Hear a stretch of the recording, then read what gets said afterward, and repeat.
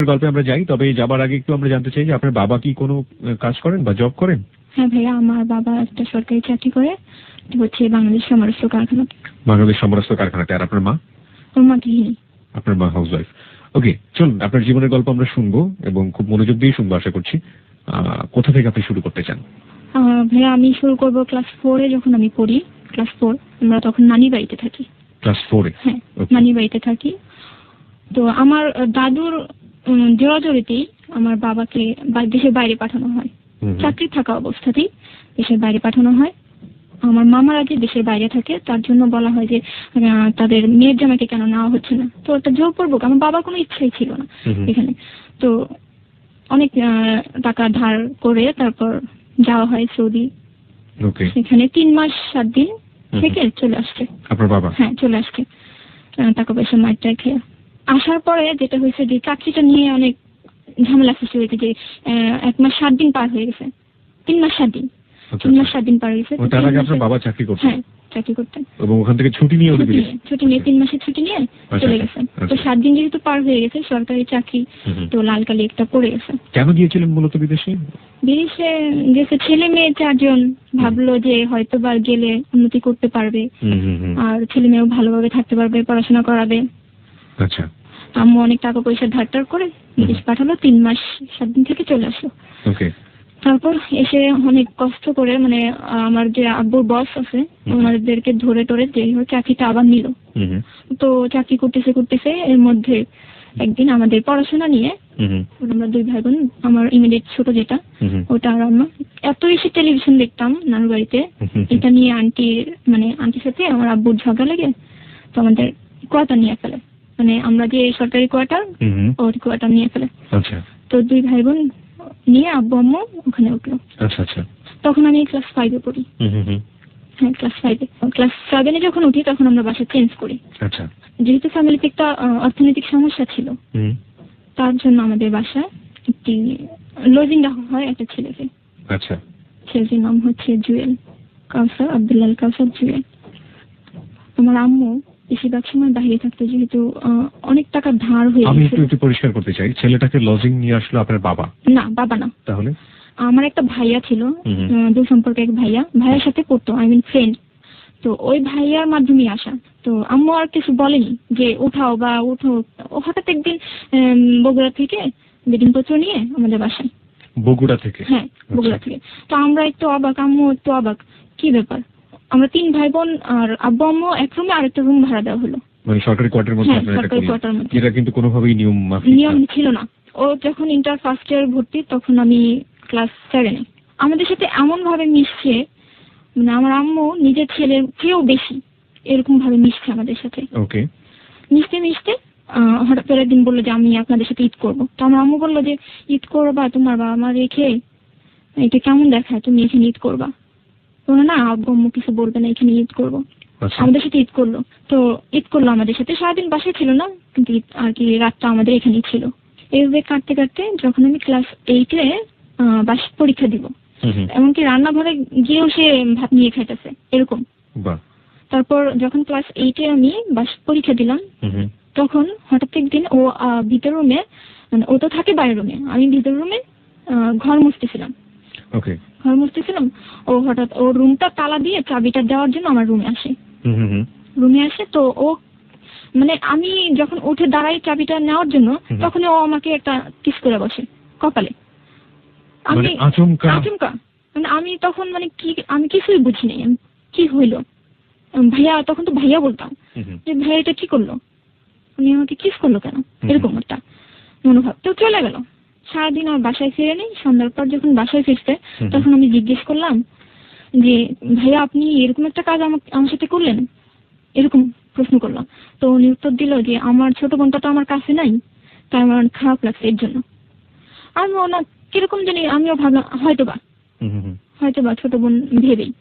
তারপর যাক, এটা তো চলে গেছে, আমি ভুলেই গেছি। যে এরকম সাধারণত যেটা হয় যে এরকম মানে এই বয়সটাতে খুবই ম্যাচিওর একটা বয়স, এবং এই বয়সে যদি মেয়েদের ক্ষেত্রে হোক বা ছেলেদের ক্ষেত্রে যেটাই হোক না কেন, এরকম ঘটনা ঘটলে সাধারণত ফ্যামিলি মেম্বারদের সাথে তারা ব্যাপারটা শেয়ার করে। তা আপনি কি শেয়ার করে? আমার যেটা মনে হয়, মানে বিশেষ করে ছোট বোনের সাথে হোক বা মার কাছে গিয়ে যাই হোক, আপনি কি কারোর সাথে শেয়ার করেছিলেন? না, আমি কারোর সাথে শেয়ার করিনি। আমার ছোট বোনটা আমার 8 বছরের ছোট, অনেক ছোট।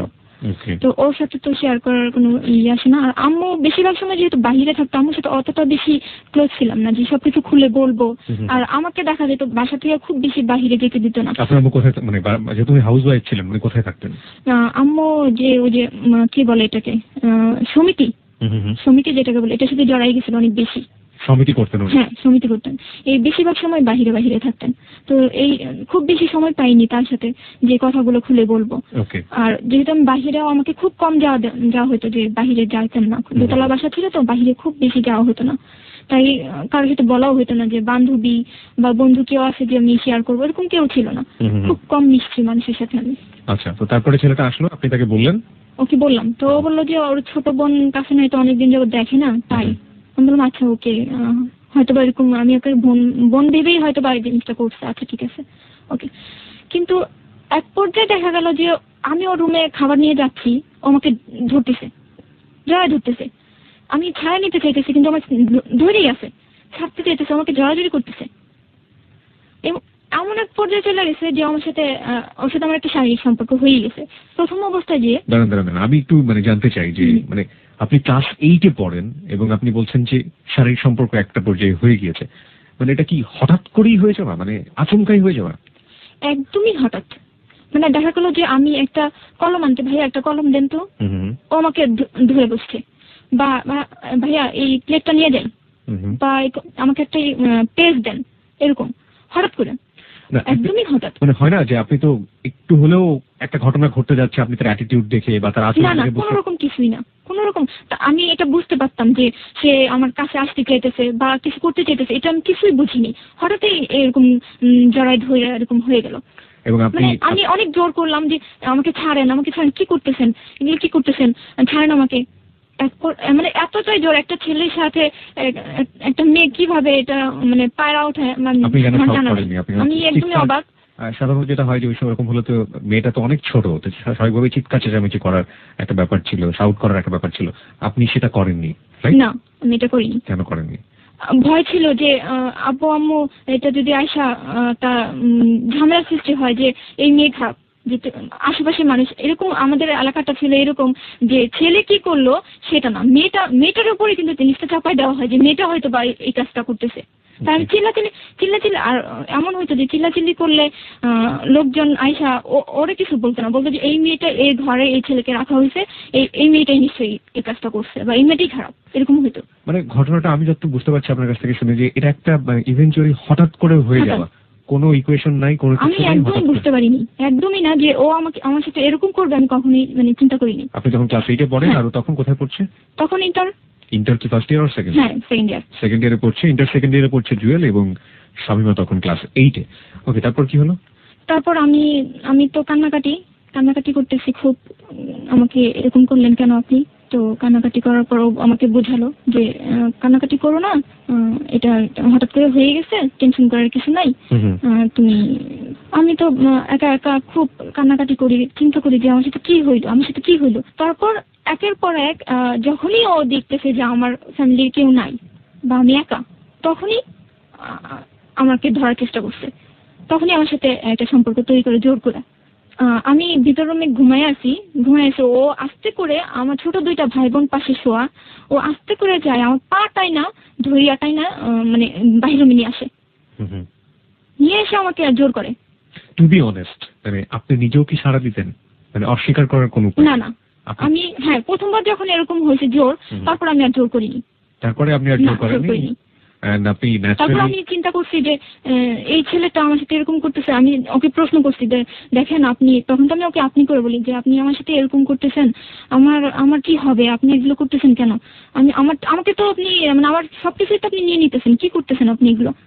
তখনও আমাকে বললো যে তুমি চিন্তা করো না, ইন্টার পাসটা করি, তারপর আমরা সম্পর্কটা আগাই নিব, হ্যাঁ আমরা বিয়ে করবো, বা এরকম একটা আশ্বাস আমাকে দিল।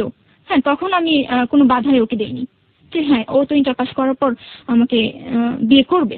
আপনি কি বুঝতেন তখন যে সম্পর্ক জিনিসটা কি, বা একটা ছেলের প্রতি ভালো লাগাটা? না, আমার তো ওকে ভালো লাগেই নেই। কতদিন পর্যন্ত আপনাদের এই সম্পর্কটা ছিল? এই যে ক্লাস Class 8 তো eight শুরু থেকে, হলো, কিন্তু হ্যাঁ। কতদিন পর্যন্ত ছিল এই সম্পর্কটা? ক্লাস 9 পর্যন্ত। মানে 1 বছর এক আপনারা এই বছর, জিনিসটা কন্টিনিউ এক করেছেন? বছর। ওকে, আমাকে বলুন, মানে একটু বিস্তারিতই বলুন, আমরা জানতে চাই আচ্ছা। আমাদের। 1 বছর কন্টিনিউ এইভাবেই ওর ইন্টার পাস হওয়ার আগ পর্যন্ত ও এইভাবে কন্টিনিউ করলো আমার সাথে সম্পর্কটা। ও যাওয়ার আগে আমাকে বলে গেল যে আমি ঢাকায় থাকবো, আমি তোমার সাথে কন্ট্যাক্ট করবো, আসা যাওয়া করবো, তুমি কোনো টেনশন করো না, কারোর কথা কিছু শুনো না, আমি তোমার সাথে কন্ট্যাক্ট করবো আর আমি তোমাকে বিয়ে করে নিয়ে যাবো। 1 বছরের মধ্যে আপনি 1 বছরের আপনার মধ্যে।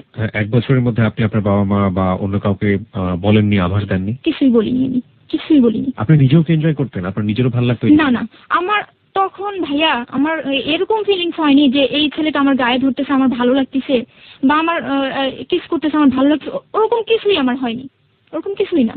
তাহলে আপনি যা শুধু হ্যাঁ, ওর দেখতে ভালো লাগতো, না দেখলে একটু খারাপ লাগতো যে এই ছেলেটা কোথায় গেল, ভালো লাগতেছে না কেন। মনে হয় ওইটাই ছিল, যে ওইটাই হয়তো বা ভালোবাসা ছিল, কিন্তু আমি বুঝিনি তখন, ওই বয়সে হয়তো বা বুঝিনি। ওকে। তারপর 1 বছর চলে গেল, ও চলে গেল এখান থেকে। আমিও ক্লাস 9-এ উঠলাম। যখন আমি ক্লাস 9-এ উঠলাম, 9-এর বার্ষিক পরীক্ষা দিব, তখন আমি প্রেগনেন্ট হয়ে যাই। কনসিভ করেন? হ্যাঁ, কিন্তু আমি মোটেও বুঝতে পারিনি। যখন আমি ক্লাস 6-এ পড়ি তখন আমার সমস্যা ছিল যে 2 মাস 3 মাস পর পর হতো। তখন আমাকে ডাক্তার দেখানো হয়েছিল, ডাক্তার বলছে যে বয়স হলে ঠিক হয়ে যাবে। তো আমি ভাবলাম যে হয়তো বা এর কারণেই এই জিনিসটা হচ্ছে, কিন্তু এই শারীরিক সম্পর্কের কারণে যে আমি প্রেগনেন্ট হব বা আমার বাচ্চা হবে, এটা আমি কখনোই চিন্তা করতাম না, আমার মাথায় কোনোদিন এটা আসেই নেই, আর আমি জানতামও না। ঠিক আছে? আমি জানতামই না। শুনলে অবাকই হবে, সবাই অবাকই হবে যে মেয়েটা কিভাবে বুঝলো না বা কিভাবে জানলো না। আমি জানি না আমি বোঝাইতে পারতেছি কিনা, আমি একদমই বুঝি নাই। আমাকে জিজ্ঞেস করতো কেমন আছো তুমি, তোমার কোনো সমস্যা হচ্ছে কিনা, এরকম জিজ্ঞেস করতো। বললাম না, কোনো সমস্যা না। ও তখন ঢাকায় কোথায় থাকতো? ঢাকা মিরপুরে একে থাকতো। থেকে কি করতো? ও বলছে যে ও জাহাঙ্গীর ইউনিভার্সিটিতে ভর্তির জন্য ট্রাই করতেছে, কোচিং করতেছে বা কোচিং এরকম কিছু? করতেছে, এরকম। আর আপনাদের বাড়িতে থেকেও কোথায় পড়াশোনা করেছে? আমাদের বাসায় থেকে আমাদের গাজীপুর ক্যান্টনমেন্ট কলেজে পড়াশোনা করছে। ক্যান্টনমেন্ট কলেজেও পড়াশোনা করেছে।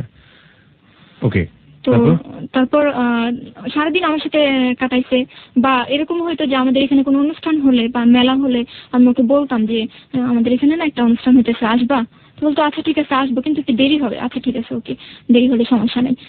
শুধুমাত্র শারীরিক সম্পর্ক ছাড়া আপনি তো এখন অনেক অনেক ম্যাচিউর হয়েছেন, বয়স হয়েছে, প্রেম ভালোবাসা করলে শারীরিক সম্পর্কের বাইরে যে ধরনের এক ধরনের সম্পর্ক থাকে, ওই সম্পর্ক কি কখনোই আপনাদের মধ্যে ছিল ওই সময়টাতে, বিশেষ করে যে সময়ের কথা আপনি বলছেন? না, ওরকম কিছুই ছিল না। মানে এরকম ফিল করতাম যে ছেলেটাকে না দেখলে ভালো লাগতেছে না, বা কথা বললে হয়তো বা ভালো লাগবে। রাতের পর রাত কথা বলা? না না না, ওরকম কিছুই না। জাস্ট 4 দিন পর 5 দিন পর আমি দোকানে গিয়ে একটা ফোন দিতাম যে আপনি আসবেন কি, বা আপনি কেমন আছেন, কি করতেছেন, এখন কোথায় করতেছেন, এরকম জিজ্ঞেস করতাম। কিন্তু ও ভালো লাগাটা যে এইটাই কি না আমি জানতাম না। না, আপনি ও কখনো তো আপনাকে কখনো বলে নাই যে ও অনেক বেশি ভালোবাসে আপনাকে বা আপনি ওকে অনেক ভালোবাসেন, এরকম? না, এরকম কিছুই বলি নেই। বা কমিটমেন্টের যে জায়গাটা, ওটাও কখনো ছিল না? পরিষ্কার করার জন্য আমি শ্রোতাদেরকে একটু বলছি, সেটা হচ্ছে যে এটা এমন একটা সম্পর্ক যেটা আসলে বুঝে ওঠার আগেই সবকিছু হয়ে যাবে, এরকম একটা ব্যাপার। এবং এখানে আসলে লাভ বলতে যেটা বোঝায়, ভালোবাসা বলতে যেটা বোঝায়, সেটার বিন্দু মাত্র ছিটেফোঁটা নেই আমার কাছে যেটা মনে হচ্ছে। তবে দুজনকে যে কোনো ভাবেই হোক একটা সম্পর্কের মধ্য দিয়ে ফিল করতো। আচ্ছা, আপনি যখন ক্লাস 9-এ, তখন ও চলে গেল হচ্ছে কোচিং করার জন্য, ইউনিভার্সিটিতে ভর্তি হবে, সেই সময় কোচিং করতো। তো আপনি বলছেন 4 দিন 5 দিন পরে ফোন দিয়ে আপনি তাকে আসার কথা বলতেন, আসলে কোথায় থাকতো? আমাদের বাসায় বলতে যে 1-2 ঘন্টা আমার সাথে কথা বলতো, গল্প করতো, বা ওর একটা ফ্রেন্ড ছিল আমাদের বাসা থেকে একটু দূরে হবে, ওই ফ্রেন্ডের সাথে ওদের বাসায় খাওয়া দাওয়া করতো, আমার সাথে 1 ঘন্টার জন্য আসতো, দেখা করতো, কথা বলতো, আবার চলে যেত বন্ধুর বাসায়, আবার কিছুক্ষণ পরে দেখা যেত যে কয়েক ঘন্টা পরে আবার আসতো, আবার এসে আবার একটু থাকতো, কথা বলতো, আবার চলে যেত, এই অবস্থা। এবং ওই সময়টাতে কি আপনাদের মধ্যে কোনো শারীরিক সম্পর্ক হয়েছে? না, ওরকম হয়নি। কেন হয়নি? মানে সুযোগ ছিল না নাকি? সুযোগ ছিল না। হ্যাঁ, সুযোগ ছিল বলতে কি, তখন আমার আম্মু কিন্তু অনেকটা ক্লোজ হয়ে গেছে, বাসার দিকে মানে এসে পড়ছে, তখন আসলে ওরকম কোনো সুযোগই হয়নি। ও গায়ে হাত দিবে বা কিছু করবে, ওরকম কোনো সুযোগ হয়নি। মানে আপনার আম্মু আপনার বাসায় বেশি সময় দিত এবং সে কারণে ওই সময়টা তার কোনো সুযোগ হয়নি। তার মানে একটা জিনিস আমরা আবিষ্কার করতে পারলাম যে বাবা মা যদি পরিবারে বেশি সময় দেন, তাহলে হয়তো বা এই ধরনের ঘটনা এড়ানো সম্ভব। ওকে, আমি একটু আরো পরিষ্কার করতে চাই। আপনি একটু আগে বলছিলেন আপনার প্রেগনেন্সির কথা। আপনি যখন প্রেগনেন্ট হয়ে যান ক্লাস 9-এ, তার মানে আপনার সম্পর্ক শুরু হয়েছে ক্লাস 8 বা 1 বছর টানা কন্টিনিউ করার পর ক্লাস 9-এ এসে আপনি প্রেগনেন্ট হয়ে গেলেন। সাধারণত এত বড় সময়ের সম্পর্ক, ও তো অনেক ম্যাচিউর ছিল, ও ইন্টারমিডিয়েটে পড়তো এবং ও তো অনেক ম্যাচিউর ছিল। আপনি না হয় কিছুই বুঝতেন না, ক্লাস 8-এ পড়েন। ও তো চাইলেই এই ধরনের সমস্যা এড়াতে পারতো। কিন্তু ও আমাকে একটা জিনিস বলতো যে তোমার কোনো সমস্যা আছে, তোমার কোনো প্রবলেম আছে। আমি বলতাম না কোনো প্রবলেম তো নাই আমার, কোনো প্রবলেম নাই, এরকম বলতাম। কিন্তু ও যে কি মিন করে বলতেছে এটা কিন্তু আমি জানতাম না। ও আমার জিজ্ঞেস করতো তোমার কোনো সমস্যা আছে, না আমার তো কোনো সমস্যা নেই, আমার কোনো সমস্যা নেই, এরকম। যাই আমরা ক্লাস 9-এর দিকে যাই। আপনি যখন প্রেগনেন্ট হয়ে গেলেন সেই গল্পটা একটু জানতে চাই। আচ্ছা, ক্লাস 9-এ আমি আমার ভেতরে একজন হইতেছে বা আমার ভেতরে কেউ একজন হইতেছে, আমি বিন্দু পরিমাণ বুঝিনি। আমার শারীরিক পরিবর্তন হইতেছে আমি একটুও বুঝিনি। আমি দিব্যি স্কুলে যাইতেছি, খাইতেছি, খাওয়াটা অনেক বেশি খাইতেছি। এমন দেখা যাইতেছে যে একটা জিনিস অনেক বেশি বেশি খাইতেছি যেটা আমি খাই না। ঠিক আছে, এরকম আমার অনেক পরিবর্তন হইতেছে। আমি কিছুই বুঝতেছি না যে আমি লেবুটা এত বেশি খাইতেছি কেন, আমি কেন করতেছে, বা আমার যে হইতেছে না সেটাই আমি ভাবতেছি যে আমার হয়তো ওই রোগটা ছিল, অসুখটা ছিল, এর জন্যই হয়তো বা হইতেছে না।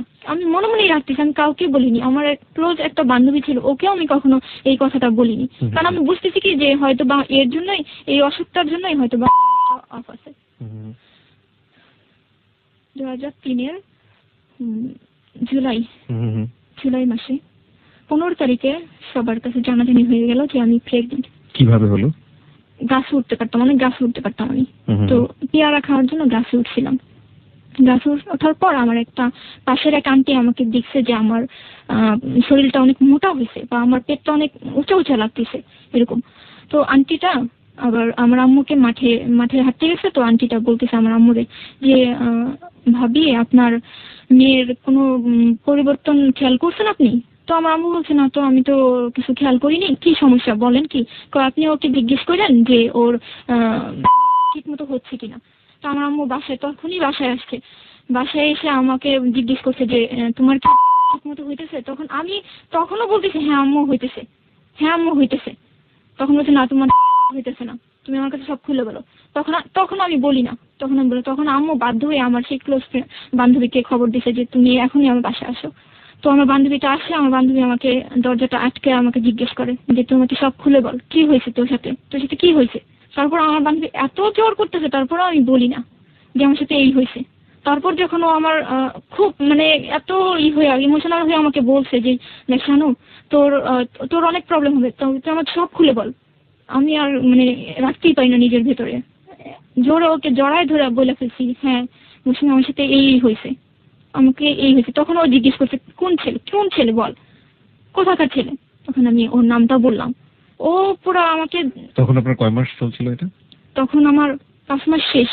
5 মাস শেষ? 5 মাস পর্যন্ত আপনি নিজের মধ্যে এটা গোপন করে রাখছি।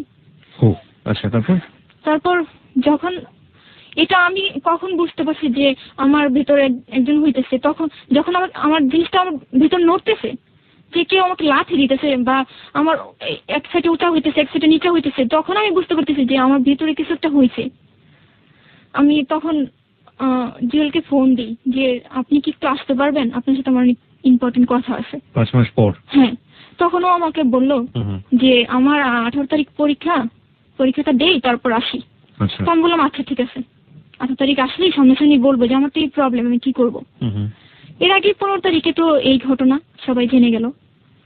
তো আমার বান্ধবী আমার আম্মুকে ডেকে বলল যে আন্টি এই অবস্থা। আমার আম্মু তো তখনই শেষ। আমার আম্মু তখন কি বেঁচে আছে না কি কিছুই বুঝতে না, এমন কান্না করতেছে আর কি করবে, আমাকে বকাও দিতে পারতেছে না, মানে পুরো পাগলের মতো হয়ে গেছে। তখন আমাদের দোতলায় একটা আন্টি ছিল, আন্টিটা ছিল আবার অ্যাডভোকেট। তো ওই আন্টিকে ডাকার পর বলে যে আমার সাথে একটু চলো, মার্কেটে চলো, ফোন দিতে হবে এক জায়গায়। আমাকে সহই, মানে আমি সাথে ছিলাম, আমাকে সহই মার্কেটে নিয়ে যেয়ে ফোন করলো ওর কাছে, জুয়েলের কাছে ফোন করলো যে আমাকে আম্মু আর আন্টি যা যা শিখাই দিচ্ছে আমি তাই ওকে বললাম যে তুমি কি আসবা, তুমি কালকের মধ্যে আসো, হ্যাঁ তুমি কালকের মধ্যে আসবা। আম্মু আম্মু শিখাই দিল যে বলো যে আমি প্রেগনেন্ট, তুমি কি আমাকে বিয়ে করবা কি করবে না, যদি বিয়ে করো তাহলে কালকে আসো। আপনার আম্মু আপনাকে এই কথা বললো ওই ছেলেকে আপনি বলার জন্য যে তুমি আসো। তারপর যখন ও আমার কথায় সায় দিতেছে না, তখন আমার ওই আন্টিটা ফোন নিয়ে বললো যে দেখো জুয়েল, ও তো নাছরবান্ধা, ও বললে না আমার পরীক্ষা আমি আসতেই পারবো না, আমার পরীক্ষা আমি আসতে পারবো না। একই কথা, আমার বাসায় তো পুরো একদম অন্ধকার। আমার আব্বুরে বললো, আব্বু তো আমার আব্বু আমাকে সবচেয়ে বেশি মানে 4 ভাই বোনের মধ্যে সবচেয়ে বেশি মানে ভালোবাসে। সে মানে জায়নামাজ থেকে এক বিন্দুর জন্য উঠে নেই। সে শুধু আল্লাহর কাছে একটা দোয়া করছে, আমার মেয়ে কোনো সর্বনাশ কোনো ক্ষতি যেন না হয়, এই ছেলে যেন আসে পড়ে, এরকম একটা ওখান থেকে উঠিনি, জায়নামাজ থেকে উঠিনি আমার আব্বু। তো আমাকে আমার আম্মু আরো অনেক কিছু ডিটেল জিজ্ঞেস করলো যে তুমি কবে কবে এগুলো করছো, কেন করছো এই সেই। তখন আমি বললাম যে আম্মু আমি তো আসলে আমার সাথে এরকম হয়েছে। আমাকে বলছে তুমি বলোনি কেন, তুমি আমার কাছে কেন বলোনি, মা হইতেছে সবচেয়ে কাছের বন্ধু, তুমি কেন আমাকে বলোনি। তখন আসলে আমি কিছুই বলিনি, আমি শুধু কান্না করছি, কিছুই বলিনি, কিছু বলতে পারিনি। তারপর পরের দিন সকালবেলা আমার সিঁড়ির যে মুরব্বিরা আছে এদেরকে আমার বাবা ডেকে এই ঘটনাটা বললো যে এরকম একটা ঘটনা, এখন আপনারা যদি হেল্প না করেন তাহলে আমি একা কিছু করতে পারবো না। তখন আমাদেরকে ডাকছিল আপনার আব্বু ডেকে। কাকে ডেকেছে? আমাদের সিঁড়িতে যে মুরব্বিরা থাকে, সিঁড়ি মানে হচ্ছে আপনাদের বিল্ডিং? হ্যাঁ বিল্ডিং এ যে আঙ্কেলরা আছে তাদেরকে ডাকলো। এর মধ্যে যে আন্টির কথা বললাম, ওই আন্টির আব্বু ছিল একটু উপরের লেভেলে। তো ওনাকে আমি নানা ডাকতাম। তো ওই নানাকে আগে বলা হয়েছে যে আপনি একটু সেই লোকজনকে নিয়ে একটু আমার বাসায় আসেন, আমার বাসায় একটা প্রবলেম হয়েছে। আচ্ছা। তো ওনারা আসার পর পরামর্শ করে যে কি করলে কি করা যায়। তখন ওই নানাটা বলল যে ঠিক আছে, আমি এটা অফিসে যাওয়ার পর অফিসে আমাদের যে বস আছে ওদেরকে জানাবো এবং কিভাবে কি করা যায় সেটা আমরা দেখতেছি। এবং সেই লোকজনই এটার দায়িত্ব নিল যে কিভাবে এই মেয়েকে কি করা যায়। তো আমাকে আমার নানা অনেক কিছু জিজ্ঞেস করছে যে তুমি কি ও কি তোমাকে কোনো চিঠি দিছে বা ও লিখছে এরকম কোনো কাগজ আছে? তো আমি বললাম হ্যাঁ আছে, আমার কাছে এরকম কাগজ আছে। তো আমাকে দেখাইতে বললো। পরে আমি সব দেখাইছি যে এই ডায়েরিতে এত ডেট গুলা লেখা আছে যে ও কোনদিন আসছে আমার এখানে। তারপর আমাকে একটা চিঠি লিখছে, এগুলা দেখালাম। চিঠি লিখতো আপনার কাছে? হ্যাঁ চিঠি লিখতো আমার কাছে। কেন, কি ধরনের কি ভাষা থাকতো চিঠিতে? চিঠিতে ভাষা ছিল এরকম যে পড়াশোনা করো, ভালোভাবে পড়াশোনা করো, টেনশন করো না, নিজের যত্ন নাও। আর ছিল এরকম যে আই লাভ ইউ, এই এতটুকুই, এইগুলাই ভালোবাসার কথাগুলা লেখা ছিল এরকম। চিঠিগুলা অনেকদিন মানে এরকম ছিল না যে লেখা পোস্ট করলাম তারপর আসলো, এরকম না।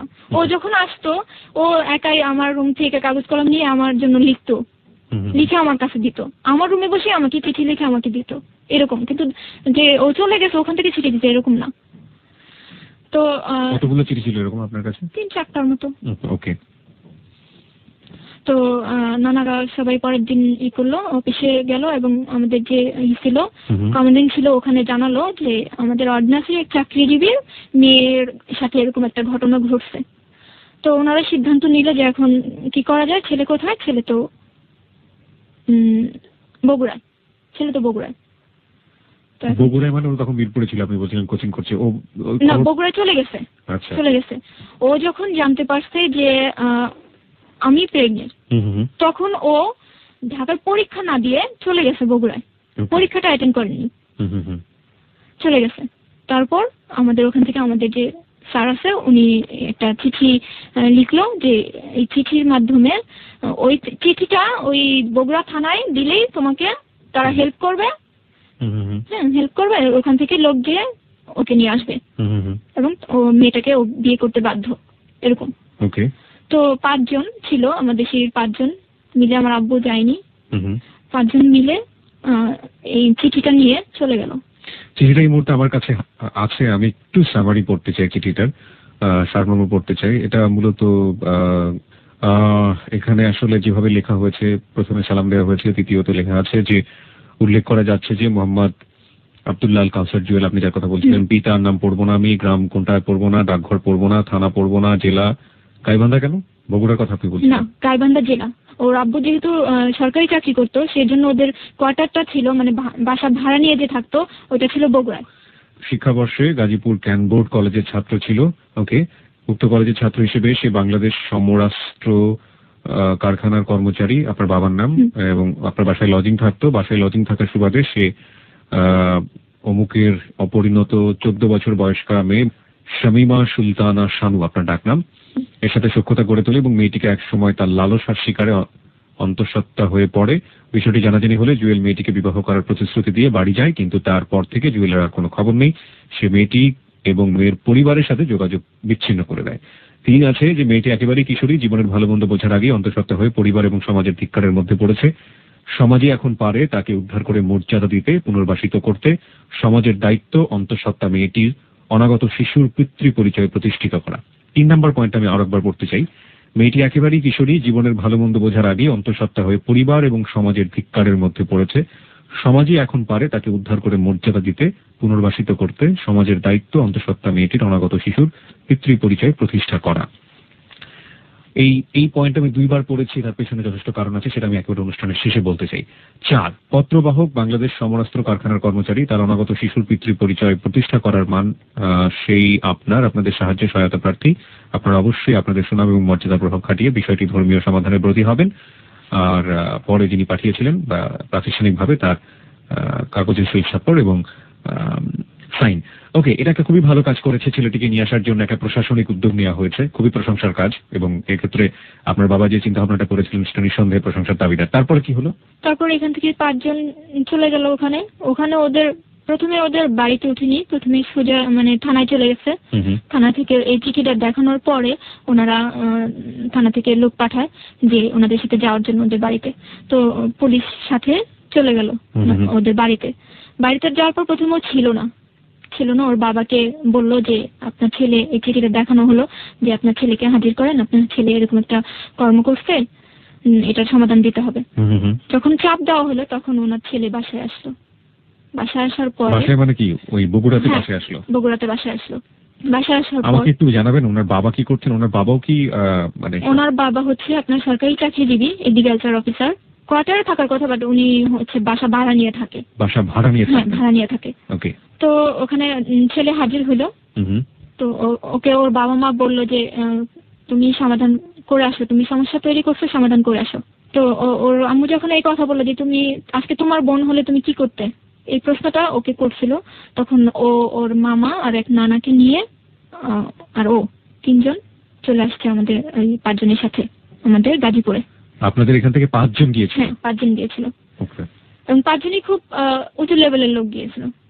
তারপর চলে আসছে তখন রাত 1টা বাজে আসছে, 1টা বাজে। তখনই আমার আগেই ফোন করে দেওয়া হয়েছে যে ওদেরকে নিয়ে আমরা আসতেছি। তো এদিকে কাজী সবই ঠিক করা ছিল আমাদের বাসায়। ওদের ওখান থেকে লোকজন আসবে সেই প্রিপারেশনও নেওয়া হয়ে গেছিল, যে থাকা খাওয়া সবই ঠিক হয়ে গেছিল। তো রাত্রে যখন আসলো, প্রথমে আমাদের রুমে উঠায়নি, দোতলা যে আন্টির কথা বললাম আমি, যে নানার কথা, ওনাদের বাসায় উঠানো হয়েছে তাদেরকে। তারপর তাদের সাথে একটা কথা বলা হলো যে এখন তো ছেলেকে, এই মেয়েকে বিয়ে করতে হবে, এখন আপনারা কি করবেন আপনারা, বা কি ওর জন্য কিছু কিনবেন বা কিছু নিবেন। তখন ওর মামা বললো যে হ্যাঁ, ওর জন্য আমরা একটা শাড়ি আর একটা নাকফুল নিয়ে আসবো। আমার এখানে 2টো পয়েন্ট আছে। একটা হচ্ছে এই পত্রে উল্লেখ করা আছে আপনার বয়স 14 বছর এবং এটা একটা প্রশাসনিক পত্র এবং একটা প্রাতিষ্ঠানিক পত্র।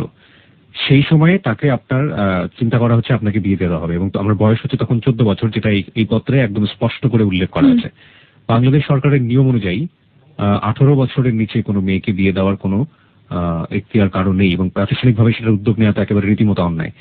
তাহলে এই ধরনের কাজ তারা কোন চিন্তাতে করেছিল, মানে কেন করেছিল, আপনার কি মনে হয়? আপনি তখন তো এটা ছাড়া মনে হয় না যে কিছু করা ছিল।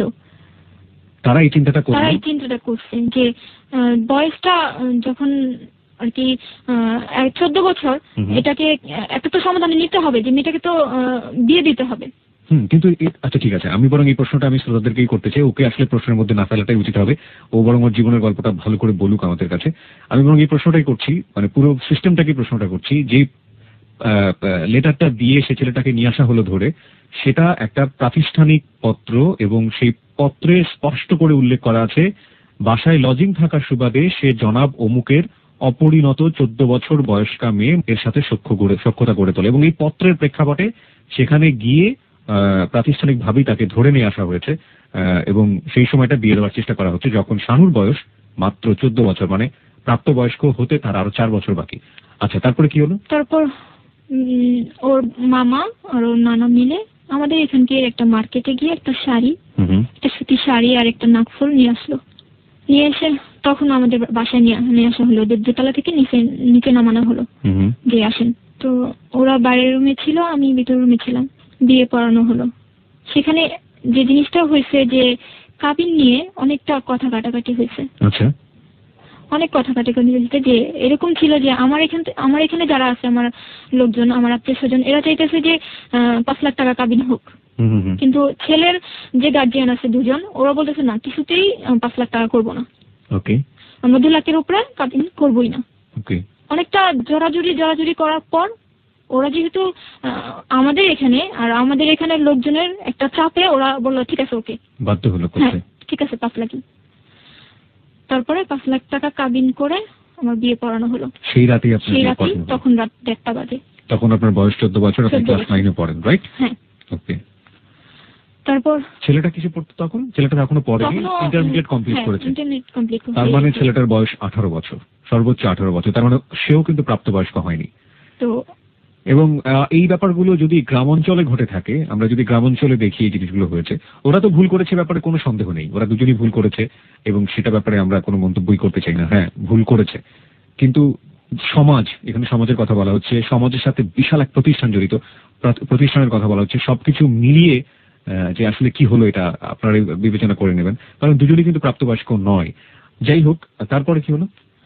তারপর আমার আন্টি, মানে যে আন্টির কথা আমি বলতেছি বারবার, ওই আন্টি আমাকে বললো যে তুমি এখন একটু ওই রুমে যাও, জুয়েলের কাছে যাও, কথা বলো। তো আমি তো খুবই রাগ যে আমি ফোন করছি, আমি আমার আম্মু আমার আন্টি ফোন করছি, তারপরও ও পরীক্ষায় অ্যাটেন্ড না করে ও মিথ্যে বলে ফাঁকি দিয়ে ও বগুড়ায় কেন চলে গেল? ও যদি আমাকে বিয়ে করবে বলে আশ্বাস দিয়ে ও কেন চলে গেল? এরকম একটা রাগ মনের ভিতর তখন। আমি কিছুতেই ওর রুমে যাব না, খুবই রাগ, আমি যাব না, কিছুতেই যাব না ওর সামনে। ওর চেহারা দেখতে যেন আমার খুব বেশি রাগ হইতেছে, এরকম একটা ভাব, যাবই না। তখন আমার আব্বু বললো যে শানু তুমি যাও। তখনই আমি আর একটা কথাও বলিনি, গেলাম, রুমে গেলাম। তখন ও আমার জিজ্ঞেস, আমি যাওয়ার আগে একটু আপনার কাছ থেকে জানতে চাই, প্রত্যেকটা মেয়ের জীবনে, প্রত্যেকটা ছেলের জীবনে বিয়ে ব্যাপারটা অদ্ভুত রকমের একটা স্বপ্নের জায়গা। একেবারে অনাড়ম্বর ভাবে, একেবারে কোন রকম বললেন যে একটা সুতি শাড়ি, একটা অসামাজিক একটা পরিবেশ, সবকিছু মিলিয়ে এরকম একটা, আপনার ফিলিংসটা এই মুহূর্তে কেমন ছিল?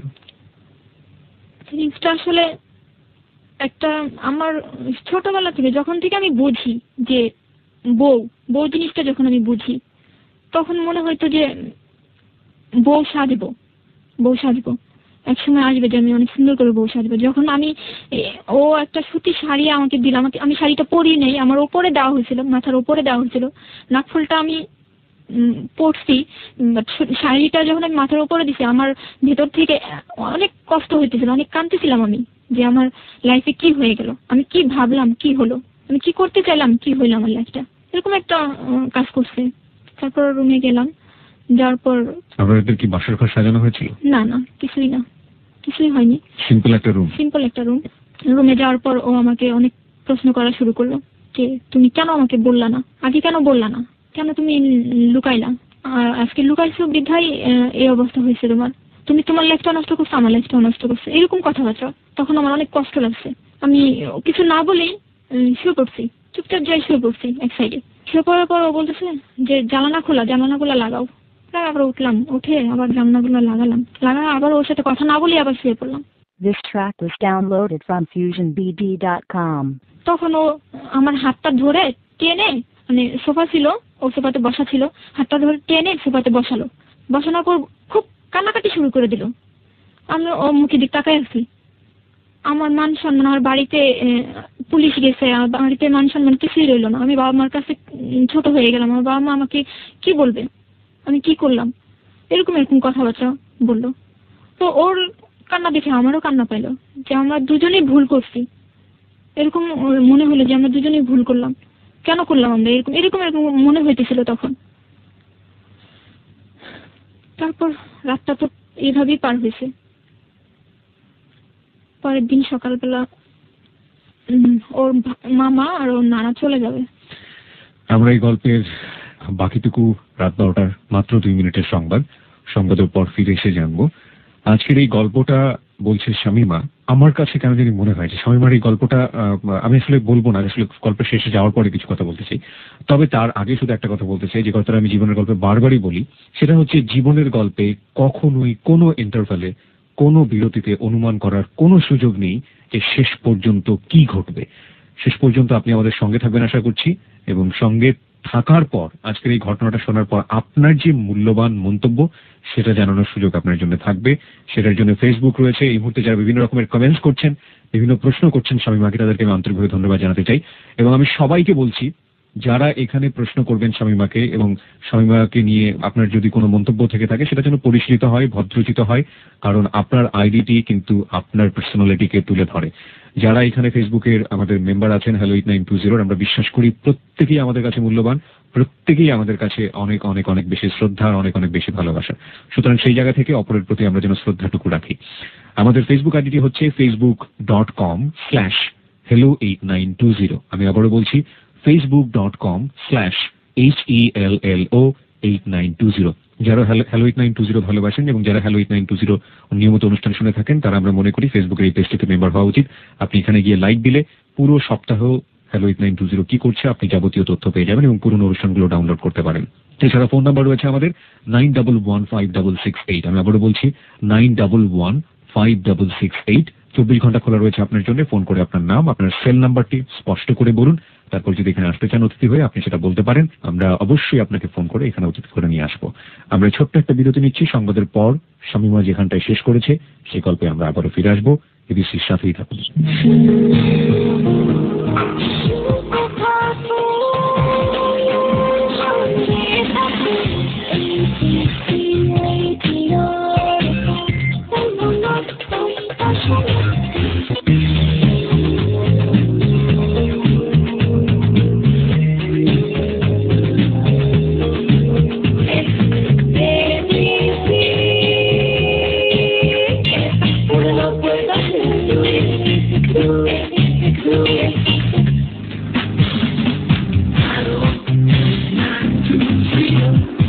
সংবাদের বিরতির পর আরো একবার স্বাগত হ্যালো 8920-তে।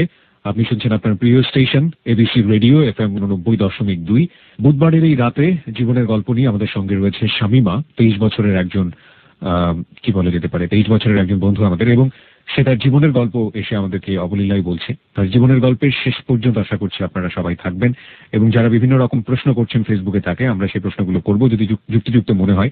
আমাদের ফেসবুকের ঠিকানাটি হচ্ছে facebook.com/hello8920। আমি আবারও বলছি facebook.com/HELLO8920। ঠিক আছে, ওকে। আর ফোন নাম্বারটি হচ্ছে 91156668। ফোন করে আপনি আপনার জীবনের গল্প বলতে চাইলে বলতে পারেন, বা অনুষ্ঠান সম্পর্কে যে কোনো মন্তব্য বা আমাদের অতিথি সম্পর্কে যে কোনো মন্তব্য। ফোন নাম্বারটি আমি আবারও বলছি 91156668। শামীমা, আমরা সংবাদের আগে যে জায়গাটিতে ছিলাম, যে আপনার বর, এখন তো বিয়ে হয়ে গেছে সুতরাং বর বলেই যাবে, বর আপনার সামনে বসে কান্নাকাটি করছে এবং সেরকম অবস্থায় আপনারা রাত পার করলেন। আমি একটু বাসরাতে আরো খানিকক্ষণ থাকতে চাই। সে রাতে কি আপনারা ঘুমিয়েছিলেন নাকি? ঘুমিয়েছিলাম। এছাড়া কিছুই না। ও কান্নাকাটি, আমি কান্নাকাটি, শেষ। ওকে, আচ্ছা। তো তার পরের দিন যেটা হলো, যে যাকে সাথে করে নিয়ে আসছিল ওর মামা এবং নানা দুজন চলে যাবে। তো ওর বড় ভাইকে ফোন দিল যে ভাইয়া তুমি আসো, এই দুজন চলে যাক। তো ওর ভাই তারপরের দিন চলে আসলো আর ওই দুইজন চলে গেল। চলে গেল। ওর বড় ভাই আসার পর থেকে শুরু হলো আমাকে বোঝানো। ভাই আসার সাথে সাথে আমাকে বোঝানো শুরু হয়ে গেল যে তুমি, আমি খাটের উপর বসে আছি, সে একটা টোল ছিল, সুপার যে টোলটা সামনে নিয়ে বসে আমাকে বলতেছে যে তুমি এক কাজ করো, তুমি বেবিটা মিসক্যারেজ করে ফেলো। ওকে, এটা বড় ভাই প্রথমে আপনাকে বলল? বড় ভাই প্রথমে বলল। তখন আমি একটু অবাক আমি একবার ওর দিক তাকাইতেছি, একবার ভাইয়ার দিক তাকাইতেছি। তারপর আরো অনেক কিছু বোঝানো শুরু হয়ে গেল যে যদি তোমার এই বেবিটা ছেলে হয় তাহলে দেখা যাবে যে সবার আগে বাবাকে খুন করতেছে। ওকে। আর যদি মেয়ে হয় তাহলে কখনোই বিয়ে দিতে পারবে না, সবাই তাকে যার সন্তান বলবে, বড় হয়ে কোথাও বিয়ে দিতে পারবে না। আর তোমার পড়াশোনাও নষ্ট হয়ে যাবে। আর তোমার যে তোমার হাজবেন্ডের যে এখন একদম মাঝপথ, এই পথেও তোমার হাজবেন্ডের পড়াশোনাও নষ্ট হয়ে যাবে। তারপর কি করতে হবে, যে কামলা দিয়ে খেতে হবে। তখন কি তোমরা ভালো থাকতে পারবে? এরকম এরকম আমাকে প্রশ্ন করতেছে, বিভিন্ন রকমের প্রশ্ন করে আপনাকে বোঝানোর চেষ্টা করতেছে। তো আমার হাজবেন্ডও কিন্তু এরকমই কথাবার্তা আমাকে বলতেছে, বুঝাইতেছে, একদিন দুদিন করে বুঝাইতেছে। লাস্ট আমি একটা কথা আমাকে বলা হয়েছিল যে তুমি মেয়ে হলে বিয়ে দিতে পারবে না, তাকে জারজ বলা হবে। এই কথাটা আমার অনেক বেশি লাগছিল। তখন আমি বললাম হ্যাঁ ঠিক আছে, আমি বেবি মিসক্যারেজ করবো। ক্লাস 9-এ পড়েন আপনি, 14 বছর বয়স, আপনি 5 মান্থ প্রেগন্যান্ট, এবং আপনি ওই সময় বেবি অ্যাবর্ট করতে যাচ্ছেন। আপনার ফিজিক্যাল, আমি একেবারেই হ্যাংলা ছিলাম। আর আমি বলতেছি, তো তখন আমি রাজি হয়ে গেলাম যে হ্যাঁ আমি বেবিটা মিসক্যারেজ করে ফেলবো। তো এখন বিভিন্ন হসপিটাল আমাকে নেওয়া হচ্ছে। ওর ভাই বিভিন্ন হসপিটাল কেন নিচ্ছে? বিভিন্ন হসপিটাল এই কারণে যে যেই হসপিটালে আমি যাচ্ছি না কেন, আমার অপারেশন করতে চাইতেছে না। একই হতে আমার প্রেশার এতই কম ছিল, অনেক কম ছিল, আর গায়ে রক্ত একেবারেই ছিল না। তো এই কারণে ডাক্তাররা বলতেছে না আমরা এটা করতে পারবো না, যদিও করি আপনাকে বনসই দিতে হবে, যে কিছু হলে, এই মেয়ের কিছু হলে এটার জন্য ডাক্তাররা দায়ী থাকবে না। আপনার প্যারেন্টস যারা ছিল, আপনার অভিভাবক যারা ছিল, তারা কি বলছিল? আমার আব্বু আম্মু এটার জন্য আমাকে একদমই সাপোর্ট করেনি। আমাকে অনেক বুঝাইছে যে আমরা পালবো, তোমার পালা লাগবে না, আমরা পালবো। আমার এক আন্টি ছিল, সে অনেক অনেক গরিব একটা আন্টি, আমার আম্মুর খালাতো বোন। তো ওই আন্টি আমাকে বলছে যে তুই শুধু আমাকে দিয়ে দে, জন্মটা দিয়ে আমাকে দিয়ে দে, আমি সারা জীবন তো সামনেই আসবো না ওরে নিয়ে, এরকম বলছে।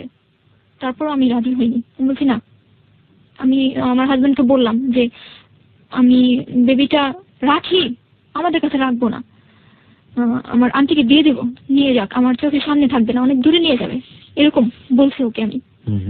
কিন্তু ও কিছুতেই কিছু না, মিসক্যারেজ করতেই হবে। তাহলে তোমার প্রবলেম, আমার প্রবলেম, এটা থাকলে অনেক প্রবলেম হবে, অনেক প্রবলেমের কথা আমাকে বুঝাইলো। তারপর তো আমি রাজি হলাম। আমার আব্বু আম্মু একদমই রাজি ছিল না। অনেক হসপিটাল ঘোরার পর আমাদের গাজীপুরে যে সদর হসপিটাল, ওখানকার একটা নার্স ছিল মহিলা, ওই মহিলা আমাকে, আমার হাজবেন্ডকে বললো যে আমি এই জিনিসটা করাই দিতে পারবো, তবে এখানে না, হসপিটালে না, একটা বাড়িতে। তখন আমার হাজবেন্ড রাজি হয়ে গেল, ঠিক আছে আমাকে ওখানে নিয়ে চলেন। ওকে। তো সেদিন আমরা ঠিকঠাক করে চলে আসছি, বাসায় চলে আসছি। বাসায় আসার পর আম্মুরও বলছি যে আম্মু এই ঘটনা, এখানে নিয়ে গেছিল সদর হসপিটালের এক নার্স আছে, নার্সটা আমাদের এই বলছে। তখন আম্মু ওই নার্সের কথা বলার সাথে সাথে আম্মু নার্সকে চিনা ফেলছে, বলছে এটা তো এই নাম না? আমি বলছি হ্যাঁ এই নামটাই। তো বলছে বাবা তুমি মরে যাবা, আমাকে বলছে বাবা তুমি মরে যাবা, তোমার কোনো দরকার নাই, তুমি জুয়েলকে মানা করে দাও যে আমি মিসক্যারেজ করবো না, মানা করে দাও। আমার মা তো একদমই রাজি না, একদমই না। তো আমি বললাম না আম্মু এই সমস্যা হবে, দেখো মা আমার এই যে পড়াশোনা একদম একেবারে নষ্ট হয়ে যাবে, আর ছেলে হলে ওর বাবাকে খুন করবে, মেয়ে হলে এই করবে, বিয়ে দিতে পারবো না, যার সন্তান বলবে, এরকম আমার মাকে আমি বোঝাইতেছি। তারপর আমার আম্মু তারপর আর কিছুই বলে নাই। আম্মু রাজি না, মানে হ্যাঁও বলে নাই নাও বলে নাই, কিছুই না, চুপ করে আছে। তারপর তার পরের দিন সকালবেলা আমি আমার হাজবেন্ড দুজন হসপিটালে, মানে ওই সদর হসপিটালে চলে গেলাম। যাওয়ার সময় আম্মু গোসলখানায় ছিল, বলার জন্য যে বলবো যে আম্মু আমি চলে যেতেছি, আম্মু আমার চেহারাটাও দেখেনি, শুধু গোসলখানার ও পাশে আম্মা ছিল, আমি এই পাশ থেকে বললাম যে আম্মু আমি চলে গেলাম। ওখান থেকে ওই নার্স একটা বাড়িতে আমাকে নিয়ে গেল। ওখানে ওই বাড়িতে আসলে যে মহিলা, ওই মহিলা বেবি মিসক্যারেজই করে, ওনার কাজই হচ্ছে এটা। ওকে। তো রুমটা ছিল এরকম, আমি বলতে চাই যে একটা বেড ছিল আর পাশে আরেকটা বেড ছিল, আর যে বেডটাতে আমি ছিলাম ওই বেডটা আমাদের বিছানা যেরকম তোষক জাজিম টাজিম থাকে এরকম সেম, কোনো হসপিটালে যে বেডগুলো ওরকম না, এরকম বেড।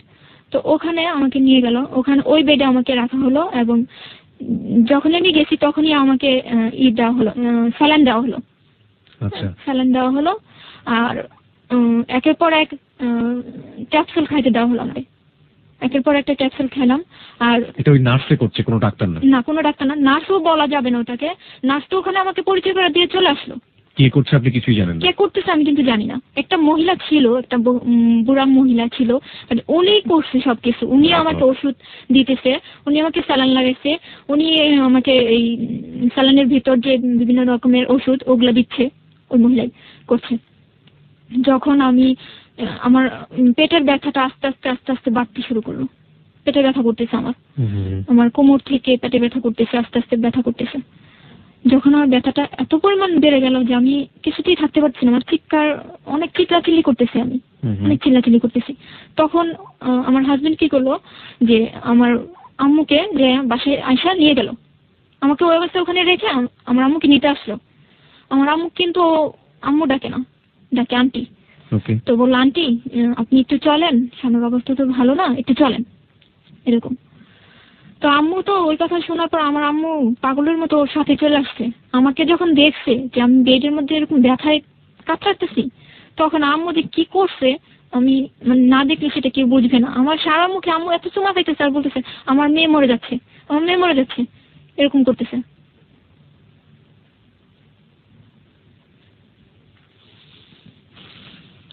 তারপর সারাদিন, ওই দিন সারাদিনই আমি বেডেই ছিলাম, এরকম স্যালাইন চলতেছে, আমি ব্যথায় এরকম চিল্লাইতেছি।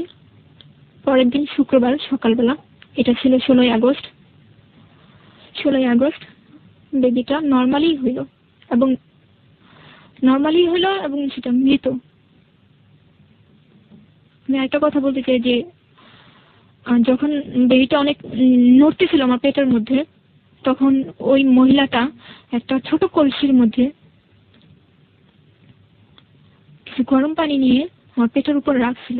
তখন মনে হইল কি যে আরো বেশি মনে হয় বাচ্চাটা নড়তেছে, চিল্লাইতেছে, এরকম মনে হইল আমার কাছে।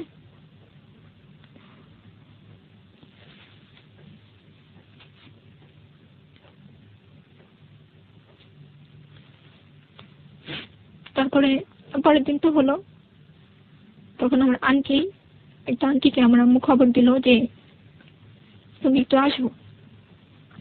এটা ওই আন্টি যে আন্টিটা বেবিটা নিতে চাইছিল, বলছিল আমি সারা জীবন আসবো না তোমার সামনে। আন্টিটা আসার পরে আমি বললাম আন্টি আমাকে একটু বেবিটাকে দেখান তো, চেহারাটা একটু দেখান আমাকে। তো আন্টি একটু ঘুরায় আমাকে চেহারাটা দেখালো। তখনই আমি ঠিক সেই মুহূর্তে আমি বুঝতে পারলাম যে আমি কত বড় একটা ভুল করছি।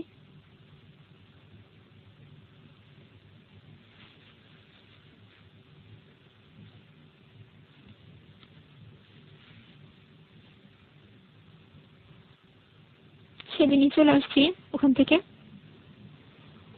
নিয়ে আসছে আমাকে একটা সিএনজি ভাড়া করে বাসায় নিয়ে আসছে। নিয়ে এসে আমি খুবই অসুস্থ, আমাকে ওষুধপত্র দেওয়া হয়েছে, আমি একদমই মানে আমাকে কোলে করে মানে এসে নিতে হয়, গোসলখানায় কোলে করে আমাকে টয়লেটে নিতে হয়, এরকম অবস্থা। বেবিটা কি ছেলে ছিল না মেয়ে ছিল? মেয়ে ছিল। তো অনেক অসুস্থ, ও আমাকে এখানে রেখেই আস্তে আস্তে বিকাল হয়ে গেছে, একটু সন্ধ্যা সন্ধ্যা টাইপ হয়ে গেছে। তো আমার আম্মু তখনও আর কি ওষুধপত্র আনতে পারেনি। আম্মু আর আব্বু দুজনে মিলে মানে আমাদের বাহিরে গেল আর কি, মার্কেটে গেল যে ওষুধগুলো নিয়ে আসি আর ওরে রাইখে গেল, আমার হাজবেন্ডকে আমার বাসায় রেখে গেল যে তুমি একটু কাছে বসে থাকো, ওর কাছে বসে থাকো। তো ও বসেই ছিল। কিছুক্ষণ পরে একটা ফোন আসছে, ফোনটা ছিল ওর একটা পাতানো বোন ছিল, ওইটা আমাদের ওখানকারই পাতানো বোন, ও বোন ডাকছিল আর ওর ওই বোনের মাকে ও মা ডাকছিল। তো ওই ফোনটা পেয়ে ও আমাকে, আমার এত জ্বর, এত অসুস্থ আমি, এই অবস্থায় রেখে ও চলে গেল বোনের কাছে, চলে গেছে, অনেকক্ষণ হয়ে গেছে। এর মধ্যে আমার এত জ্বর উঠছে, মানে আমি কাঁপতেছি। আমার ছোট বোনটা একটা ল্যাব দিছে, আরেকটা ল্যাব দিছে, আরেকটা ল্যাব দিছে, 3টা ল্যাব দেওয়ার পরও আমি কাঁপতেছি, আমি কাঁপা পড়ে যেতেছি, এত আমার জ্বর উঠছে। তো বালিশ দিয়ে আমার ছোট বোনটা উপরে উঠা মানে চাপ দিয়ে রাখছে আমাকে। তো তারপরে দেখতেছি আমি আরো বেশি, মানে আমার অবস্থা এত খারাপ। তার পাশে একটা আন্টি ছিল, আন্টিকে ডাইকে নিচ্ছে, আন্টি একটু আসেন তো, আপু তো এরকম এরকম করতেছে। তো আন্টিও আসছে, এমন সময় আমার আব্বু আম্মু চলে আসছে। আসার পর দেখে আমার এই অবস্থা, তাড়াতাড়ি মাথাটাতে পানি টানি দিল, দেওয়ার পরে একটু হলাম, ঠিক হলাম, ওষুধ টষুধ খাওয়ালে একটু ঠিক হলাম। তো আমাকে জিজ্ঞেস করলো জুয়েল কোথায়। তো আমি বললাম ও রোজি আপু ফোন দিছে তো ওখানে গেছে, মানে ওর বোনের কথা বললাম যে ওখানে ফোন দিছে তো ওর কাছে গেছে। তো আমার আব্বু এত রাগ ছিল, মনে হয়েছিল সেদিন ওকে মেরেই ফেলবে, এই অবস্থা। আমার আব্বু খুব রাগ করছে। ও আসার সাথে সাথে আমার আব্বু এটাকে নিছে, এদিকে আসো। তো যাওয়ার পরে ও আমার আব্বুর, আমি জানি না, আমি তো এই রুমে, ও আব্বুকে হাত দুইটা ধরে কি যে বললো আমি জানি না। আমার আব্বু একেবারেই ঠান্ডা হয়ে গেল, কিছুই বললো না, ওরে কিছুই বললো না যে আমার মেয়েটাকে এইভাবে রাখা গেলা, বা আমার মেয়েটাকে এত অসুস্থ তুমি কিভাবে গেলে, ওখানে যাওয়াটা কি এত জরুরি ছিল, এগুলো কিছুই বলেনি, কিছু বল না। ও হাত ধরে কি বুঝালো, আমার বাবা একদমই ঠান্ডা হয়ে গেল। কি বুঝিয়েছিল আপনি পরে জেনেছেন কিছু? না, আমি কিছুই শুনিনি। কথাটা এরকম ছিল যে ও এরকম একটা ছেলে যে কোনো মানুষের সাথে কথা বলতো এমনিতেই নর্মাল হয়ে যেত, মানে ওর প্রতি একটা আকর্ষণ চলে আসতো, ছেলে হোক মেয়ে হোক। এখানে আমি একটু বলি তাদেরকে, সেটা হচ্ছে যে he is looking to smart, এবং ওর ছবিগুলো আমি দেখেছি, আসলেই অনেক অনেক সুন্দর দেখতে, অনেক ইয়াং, অনেক হ্যান্ডসাম দেখতে।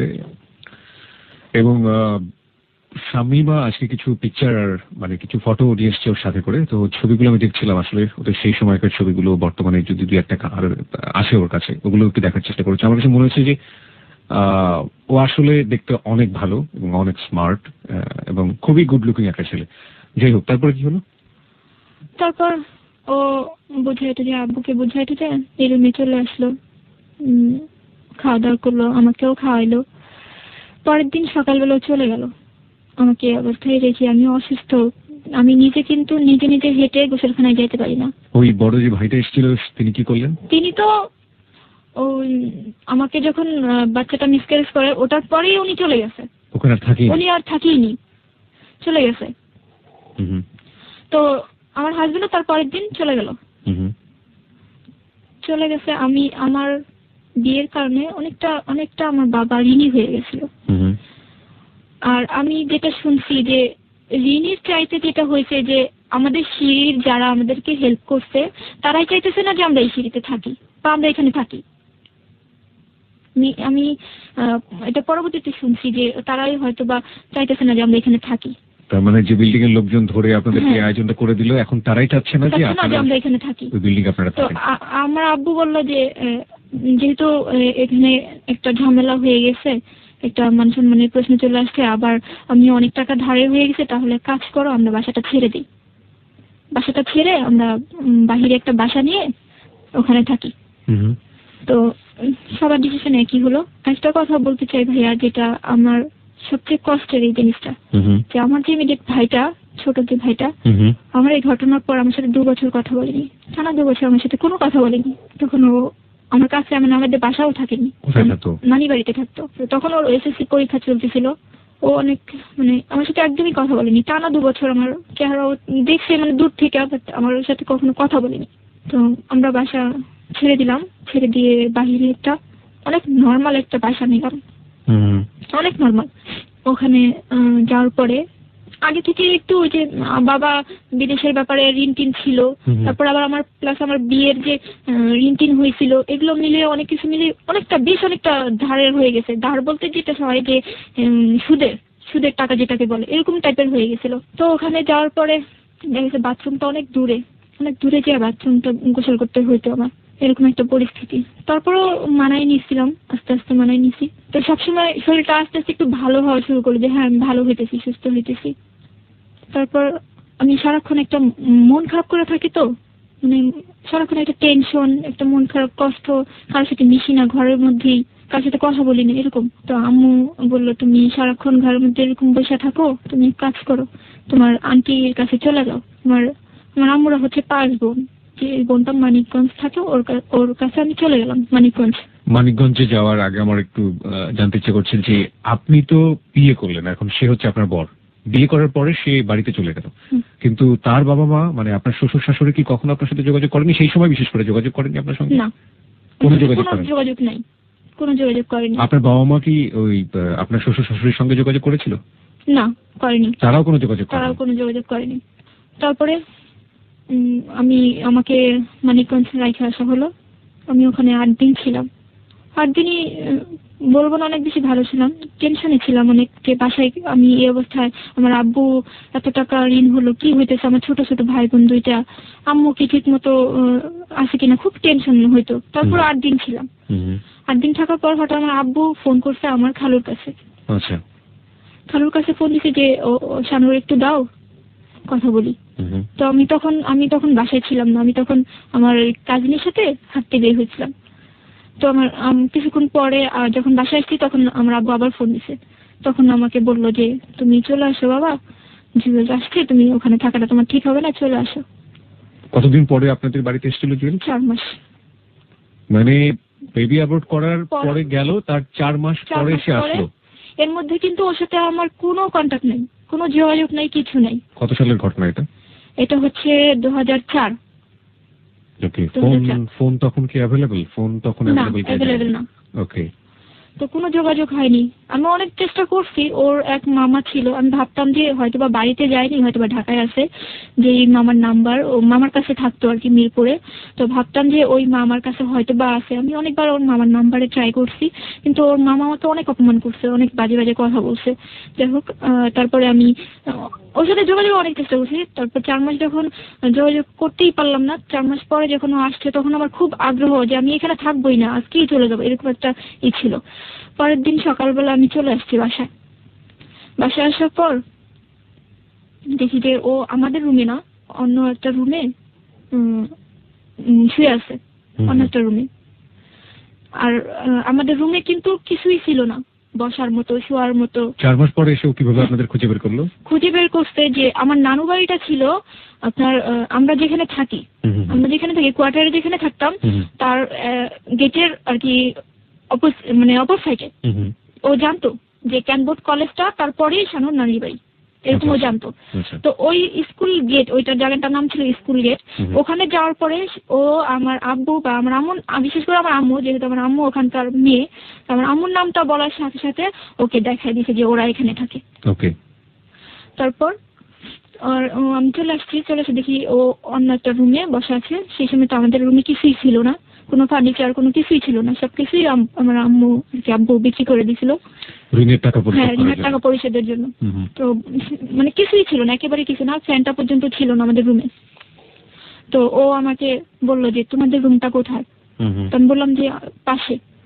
তো আমাকে বললো চলো তোমাদের রুমে চলো। তো ওই অবস্থায় আমার রুমে কিছুই নেই, ওই অবস্থায় ও আমাদের রুমে আসলো। এবং একে একে সবকিছু বলা শুরু করলো যে 4 মাস কেন ও যোগাযোগ করেনি আমার সাথে।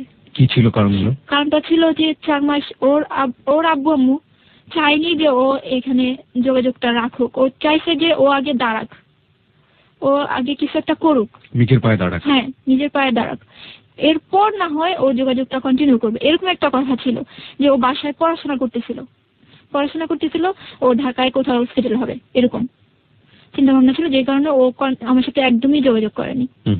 আমি এটাকে খুব বেশি বড় কিছু ভাবি নেই তখন ভাবছি আচ্ছা ঠিক আছে, এটা হয়েছে, আচ্ছা এখন তো সব ঠিক হয়ে যাবে, এখন তো ও ঢাকায় থাকবে, আমি এখানে থেকে পড়াশোনা করব। আমাকে বুঝালো যে আমি ঢাকায় থাকবো, তুমি এখান থেকে পড়াশোনাটা করবা, আর আমি ঢাকায় থেকে পড়াশোনাটা করব, মাঝে মাঝে আমি এখানে আসবো, তোমার এখানে আসবো, সব ঠিক হয়ে যাবে। তখন আমার আব্বু আম্মুর সাথে ও বলল যে আন্টি আমি ঢাকায় থাকবো, আমি এখানে আসা যাওয়া করবো, এবং সময় হলে আমি ওকে নিয়ে যাব। তো আমার আব্বু আম্মু খুব বেশি ওরে দেয়নি, যে খুব বেশি চাপ দেয়নি যে এখনই তোমাকে ওকে নিয়ে যেতে হবে, এরকম চাপ দেয়নি। তো ও ঢাকায় থাকতো আর আমি আমার বাসা থেকে পড়াশোনাটা চালিয়ে যেতেছিলাম। 2005-এ আমি আবার ক্লাস 9-এ ভর্তি হই। 5-এ যখন আমি 9-এ ভর্তি হই, আর ও তখন ঢাকায়, ও আমাকে বলছিল যে জাহাঙ্গীরে ও ভর্তি হয়েছিল, প্লাস ও হচ্ছে আপনার IELTS করতেছিল। টেস্ট করতেছিল। এর মধ্যে ওর সাথে আমার কখনোই কোনোদিন কোনো ও বিষয় নিয়ে- জাহাঙ্গীরনগর ইউনিভার্সিটিতে চান্স পেয়েছিল, হ্যাঁ রাইট? পেয়েছিল। কিসে পড়তো আপনি জানতেন? না আমি জানতাম না, ওটা আপনি তো ছিল জানেন। আসলে ওটা ও ভর্তি হয়নি ওখানে, মিথ্যা কথা মিথ্যা বলছেন। কথা ছিল।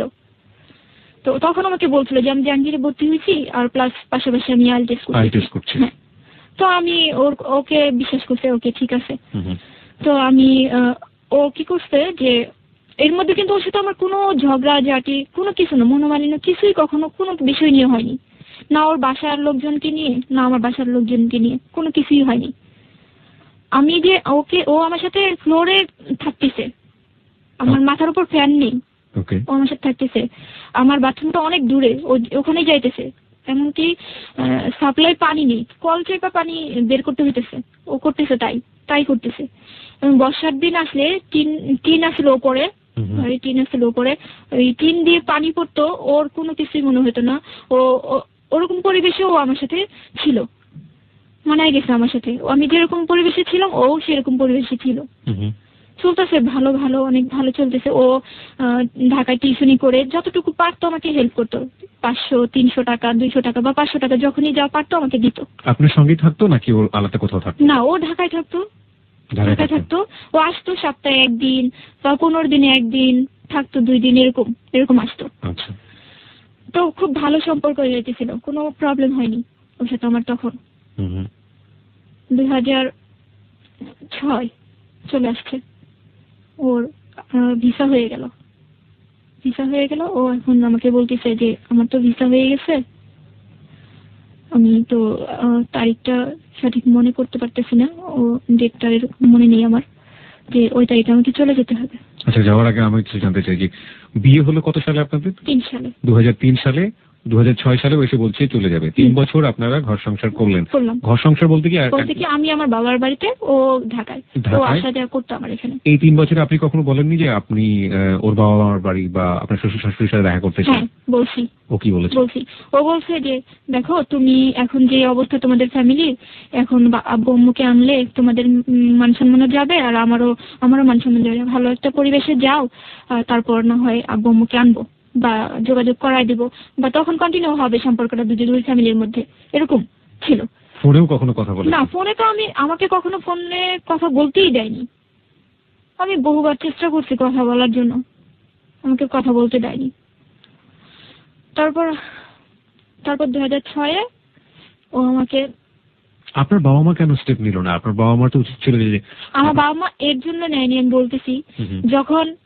যখন ও ভিসা হয়ে গেল, তখন আমার আব্বু আম্মু বলতেছে যে তোমার তো এখন ভিসা হয়ে গেছে, তুমি তো দেশের বাইরে চলে যাবা, তাহলে তুমি মেয়েকে তোমাদের বাড়িতে রেখে যাও। তখন ও বলতেছে না আন্টি, এখন সময় হয়নি, আমি দেশের বাইরে থেকে ঘুরে আসি, এর মধ্যে ওর ম্যাট্রিক পাসটা হয়ে যাবে, তারপর না হয় আমি বাড়িতে নিয়ে যাব, এরকম কথা ছিল। যখনই এই কথাটা বলছে আমার আব্বু আম্মু যে এখন ওকে রেখে যাও, না, ও একই কথা যে ওর আগে ম্যাট্রিক পাসটা হোক, আর তাহলে আমি বাসায় একটু জোর গলায় বলতে পারবো আর আপনারা একটা ভালো পরিবেশে যান। আপনি কি মাঝখানে একবার ফেল করেছিলেন? হ্যাঁ, ক্লাস 9-এ যখন আমার বিয়ে হয় তখন কিন্তু আমার গ্যাপ গেছে। আমি ক্লাস 2005-এ কিন্তু আবার 9-এ ভর্তি হলাম। পরীক্ষাটা কিন্তু আমি দিছি 7-এ। কোন স্কুলে পড়তেন আপনি? আমি বিওফ হাই স্কুলে পড়তাম। ওকে। তো তখন ও 2006-এ এরকম তারিখ ফিক্সড হলো যে এই তারিখে চলে যাবে। কোথায় যাচ্ছে? অস্ট্রেলিয়াতে চলে যাবে। তো ও আমাকে যাওয়ার সময় 1200 টাকা দিয়ে গেল যে তুমি এই 1200 টাকা রাখো, যাওয়ার পরের মাসে আমি তোমাকে তোমার হাত খরচ পাঠিয়ে দিব, যেহেতু তোমার সামনে পরীক্ষা, এরকম বললো। মানে খুব অবাক কাণ্ড যে আমি আমার হাজবেন্ডকে দেশের বাইরে চলে যাচ্ছে, আমি আমার হাজবেন্ডকে এয়ারপোর্ট পর্যন্ত দিতে আসতে পারিনি। কেন? আমাকে নেয়নি। ওর ফ্যামিলি, ও বাড়িতে আমার এখান থেকে চলে গেছে 2 দিন আগে আমার সাথে দেখা করে চলে গেছে। তারপর তার 2 দিন পরে ও অস্ট্রেলিয়াতে চলে গেছে, মানে আমার এখানে 2 দিন আগে, তারপর ও বাড়িতে গেছে, বাড়িতে যে ওখান থেকে 2 দিন পরে অস্ট্রেলিয়াতে চলে গেছে। এর মধ্যে আমার সাথে এয়ারপোর্টে নেমে আমার সাথে কথা বলছে যে আমি এখন প্লেনে উঠবো, এখনই আমি ভেতরে যাব, এরকম। ওর ফ্যামিলি আসছে, সেখানে আমাকে নেয়নি। এয়ারপোর্টে ওর ফ্যামিলি সবাই আসছে ওকে বিদায় দেওয়ার জন্য, কিন্তু আমি যাইতে পারিনি। আমাকে নেওয়া হয়নি। আমি বহুবার বলছি যে আমাকে নিয়ে যাও, এটাই তো সুযোগ যে ওদের সাথে আমি আমার দেখা হলো, কথাবার্তা হলো, একটা মিল হয়ে যাবে, আমাকে নিয়ে যাও। কিন্তু ও নেয়নি, যে এখনই তোমাকে ওখানে মিট করাবো না, এরকম বলতো। ওকে। যাই হোক, চলে গেছে অস্ট্রেলিয়াতে। যাওয়ার পরেই আমাকে ফোন দিয়েছে যে আমি পৌঁছেছি। এর মধ্যে কিন্তু ওর ফ্যামিলির সাথে আমার কোনো যোগাযোগ নেই। ও যে অস্ট্রেলিয়াতে চলে গেছে, আমাকে তারা যে রিং দিয়ে বলবে যে তুমি মন খারাপ করো না, বা তুমি থাকো, আমরা আসছি, কোনো সান্ত্বনা, কোনো কিছুই আমার ছিল না। ও আমাকে ফোন দিত, ওর সাথে আমার কথা হইতো, এবং আমি ওর কাছ থেকে জানতে পারতাম যে ওর ফ্যামিলি এখন কি করতেছে, কোথায় আছে, কি মানে কেমন আছে, কি হইতেছে, এরকম আমি ওর কাছ থেকে জানতে পারতাম। কিন্তু ওর ফ্যামিলির সাথে আমার কখনো যোগাযোগ হয়নি। তো এই একটা বছর ও যে চলে গেল, ও আমাকে প্রতি মাসে 5 থেকে 10,000 টাকা দিত, টাকা দিত। এবং এই টাকা যেহেতু আমার বাবা একটু ঋণে ছিল, এই টাকা থেকে আমি চেষ্টা করলাম যে করতে, বাবার ঋণটাকে একটু হালকা করার জন্য। দেখা যেত যে আমার ভাইয়ের পড়াশোনাটা খরচ আমি বহন করতাম, আর না হলে বাসা ভাড়াটা আমি বহন করতাম, এরকম। তো এর মধ্যে আমি আমার বাবাকে রাজি করাই ফেললাম যে বাবা তুমি একটা কাজ করো, যেহেতু জুয়েল বলছে যে একটা ভালো পরিবেশে গেলে ওর ফ্যামিলি চলে আসবে, তাহলে চলো আমরা আবার কোয়ার্টারটা নেই। অর্থনৈতিক যে হেল্প লাগে আমি করব, যা টাকা পয়সা লাগে আমি করব, তুমি একটা ভালো আবার বাসা নাও। তো আমার বাবা আমার কথাতে রাজি হয়ে গেল। তো বাসা নেওয়ার জন্য আবার দরখাস্ত করলো। দরখাস্ত করাতে অল্প দিনের মধ্যে আমাদের বাসাটা হয়ে গেল। বাসাটা হয়ে গেল, তো আমরা বাসায় উঠলাম। বাসায় যখন উঠি তখন আমাদের কিছুই ছিল না, যে শুধু কাঁথা বালিশ, এই, আর আমরা 6 জন মানুষ, এই। তো বাসাটা হওয়ার পরে যখন আমাকে টাকা দেওয়া শুরু করলো, তখন আমি আস্তে আস্তে আস্তে আস্তে একটু ফ্যামিলিটাকে মানে চেঞ্জ করার চেষ্টা করতেছিলাম, যে দেখি এখন একটু ভালো পজিশনে নেওয়া যায় কিনা। আমার ভাইটা তখন ইন্টার পাস করে ফেলছে। ইন্টার পাস করে ফেলছে। ইন্টার পাস করে ফেলছে। তো 2006টা আমি এভাবেই টাকা নিতেছি, আর ওকে বলতেছি যে আমি এই টাকাটা এই মাসে এই করতেছি, এই মাসে এই করতেছি। যখনই আমি ওর কাছে টাকার হিসাবটা দিতে যাই, একটা কথা কি যে না আমি এই হিসাবটা শুনতে চাই না। কেন শুনতে চাইবা না? না কেন শুনতে চাই না, এটা তোমার হাত খরচ টাকা, তুমি যা ইচ্ছা তুমি তাই করো, কিন্তু আমি এটা শুনতে চাবো না। এরকম। তো আমি কিন্তু প্রতি মাসে ওকে হিসাব দিতে চাইতেছি, কিন্তু ও নিতে চাইতেছে না। যাই হোক, তারপরে আমার ফ্যামিলিটা অনেকটা একটু ভালোর দিকে চলে আসছে। 2006 পার হয়ে 2007 চলে আসছে, জুয়েল দেশে আসবে। আমি তো অনেক হ্যাপি যে 1 বছর পর ও আসবে, খুবই খুশি। আমি ওরে আনতে যাবো এরকম একটা চিন্তা ভাবনা ছিল যে আমি যাবো এয়ারপোর্টে, কিন্তু ও চলে আসছে, ওর ভাই নিতে আসছে ওকে। আমি তো যাইতেই পারিনি। আমাকে ফোন করছে যখন অস্ট্রেলিয়ার এয়ারপোর্ট থেকে ও উঠে, তখন আমাকে ফোন দিয়েছে যে আমি এখন উঠবো। যখন ও বাংলাদেশের এয়ারপোর্টে নামে, তখন আমাকে রিং দিয়েছে যে আমি নামছি বা আমি দেশে আসছি। বাড়িতে চলে গেছে ওখান থেকে সোজা বগুড়াতে। বগুড়াতে চলে গেছে। চলে যাওয়ার পর 7 দিন পর ও গাজীপুর আসে, এবং এমন ভাবে আসে যে একটা জামাই শ্বশুর বাড়িতে যেভাবে আসে, অনেক কিছু মানে মিষ্টি ফল টল আবি যাবি এই সেই যা লাগে সবকিছু নিয়ে ও চলে আসছে আমাদের বাসায়। এর মধ্যে বাহির থেকে ও আমার জন্য তেমন কিছুই নিয়ে আসেনি। শুধু একটা শ্যাম্পু, একটা স্নো, একটা লোশন, মানে একটা 2টা নেল পলিশ, এরকম মানে ছোট মানুষরা যেরকম আর কি কসমেটিক ইউজ করে এরকম জিনিসপত্র আর কি। তো নিয়ে আসছে। তো আমার ভাই বোন তো অনেক অনেক ভালোবাসতো ওরে, খুবই ভালোবাসতো। খুব খুশি ওদের দেখার পর, অন্যরকম হয়ে গেছে, ওর চুলগুলো অনেক বড় বড় হয়ে গেছে, মোটা হয়ে গেছে, অনেক খুশি ওদের দেখার পরে। তো This track was downloaded from FusionBD.com.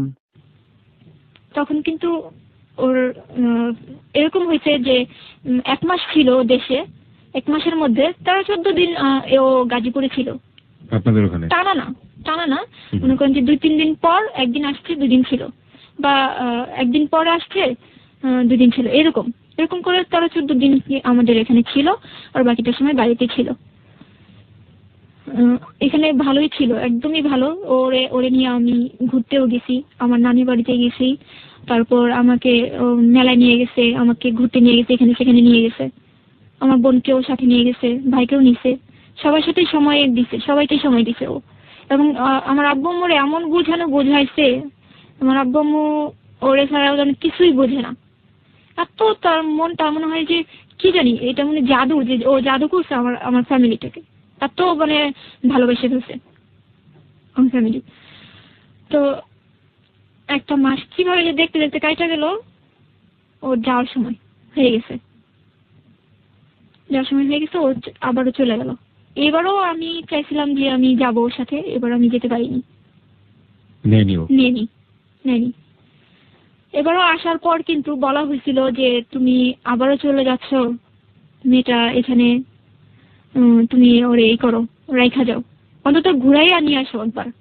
হ্যাঁ, তুমি যখন আসছো একবার না হয় তোমাদের বাড়িতে ঘুরাই নিয়ে আসো। অস্ট্রেলিয়া তো কি করতো? অস্ট্রেলিয়াতে ও পড়াশোনা করতো, প্লাস একটা জব করতো। ওকে, ঠিক আছে। ওকে, যেটা বলছিলেন যে ঘুরে নিয়ে আসার কথা হচ্ছিল। তো আমার আম্মু বলতো যে তুমি একবার ঘুরাই নিয়ে আসো তোমাদের বাড়ি থেকে, বাড়িটা একটু দেখে আসো, সবাইকে একটু চিনা জানা আসো, ওখানে না থাকলো তুমি নাই, ওখানে না থাকলো তুমি এমনিতে একটু ঘুরাই নিয়ে আসো। ও বেশি একটা আগ্রহ ছিল না, আন্টি থাক, এখানেই থাক, ওখানে ওর মন ভালো লাগবে না, খারাপ লাগবে, এই সেই। 6-9 বলছিল। আর আম্মু ঠিক তাই বোঝা, ঠিক আছে ওকে। 2007 চলে আসলো, আমার পরীক্ষা পৌঁছে লাগলো, আমার পরীক্ষা শুরু হলো, এসএসসি পরীক্ষা। তখন আমি একটু অসুস্থ ছিলাম, খুব জ্বর ছিল আমার। এই অবস্থায় আমি পরীক্ষা দিছি, ও চলে গেছে। ওর সাথে আমার কন্টিনিউ যোগাযোগ আছে, রেগুলার যোগাযোগ। দেখা গেছে একদিনে 3-4 বার ফোন দিত আমারে, 3-4 বার ফোন দিত। খাওয়ার টাইমে, দুপুরে লাঞ্চের সময় আমাকে ফোন দিতেছে, খাইছো? হ্যাঁ খাইছি, এরকম। রাত্রেবেলাও ফোন দিত, খাইছো? হ্যাঁ খাইছি। পরীক্ষা কেমন হলো এরকম জানতো। 3-4 বার তো ফোন দিতই একদিনে, দিত। তো কথা বলতাম, গল্প করতাম, ফোন দিলে ঘন্টা কথা বলতাম, শেষ হইতোই না। যখন অনেক কথা বাকি আছে এরকম কথা বলতেই থাকতাম। যাই হোক, তারপরে 2007 আমার পরীক্ষার রেজাল্ট বের হয়ে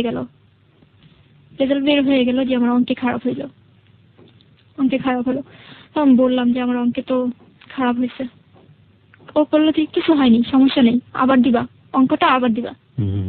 তো বললাম আচ্ছা ঠিক আছে, অঙ্কটা আবার দিব। যাক, এই 7টা এইভাবেই ফোনে কথা বইলা সময় কাটাইয়া পরীক্ষা দিয়ে এরকম করে চলে গেল। কিভাবে যে চলে গেছে, 2008 সাল চলে আসছে, এইবার কিন্তু একটু অন্যরকম হয়ে গেল। 2007-এ যখন ও দেশে আসছে, তখন কিন্তু বরাবর আমাকে ফোন দিয়ে আসছে যে আমি কিন্তু এই তারিখে আসবো, বা আমি এই যে অস্ট্রেলিয়া এয়ারপোর্ট থেকে উঠতেছি, আমি ভেতরে ঢুকতেছি, এখন ফোনটা অফ করব, এরকম বলতো। এইবার একটু অন্যরকম হয়েছে যে ও আমাকে বলেনি যে ও কবে আসবে, ও শুধু বলছে আমি দেশে আসতে পারি। হ্যাঁ, যে আমি কবে আসবো এই তারিখটা কিন্তু আমাকে বলেনি। যখন ও অস্ট্রেলিয়ার এয়ারপোর্টে আসে, তখন আমাকে বলে যে আমি আজকে আসবো, আমি আজকে প্লেনে উঠতেছি। আমি তো পুরো অবাক, আমি এক প্রকার কষ্টই পাইছি যে আমাকে জানালো না, এখনো উঠতেছে, এখনো আসবে, এরকম। তো আবার সেই ঢাকায় নেমে তারপর আবার ফোন দিল যে আমি আসছি, আমি নামছি, এরকম। তারপরে আমি বললাম, এরকম সময় নামছে যে ভোর 4টা, তখন ও নামছে। তখন ও গাজীপুরের দিকে রওনা দিতে পারতো তখন রওনাটা।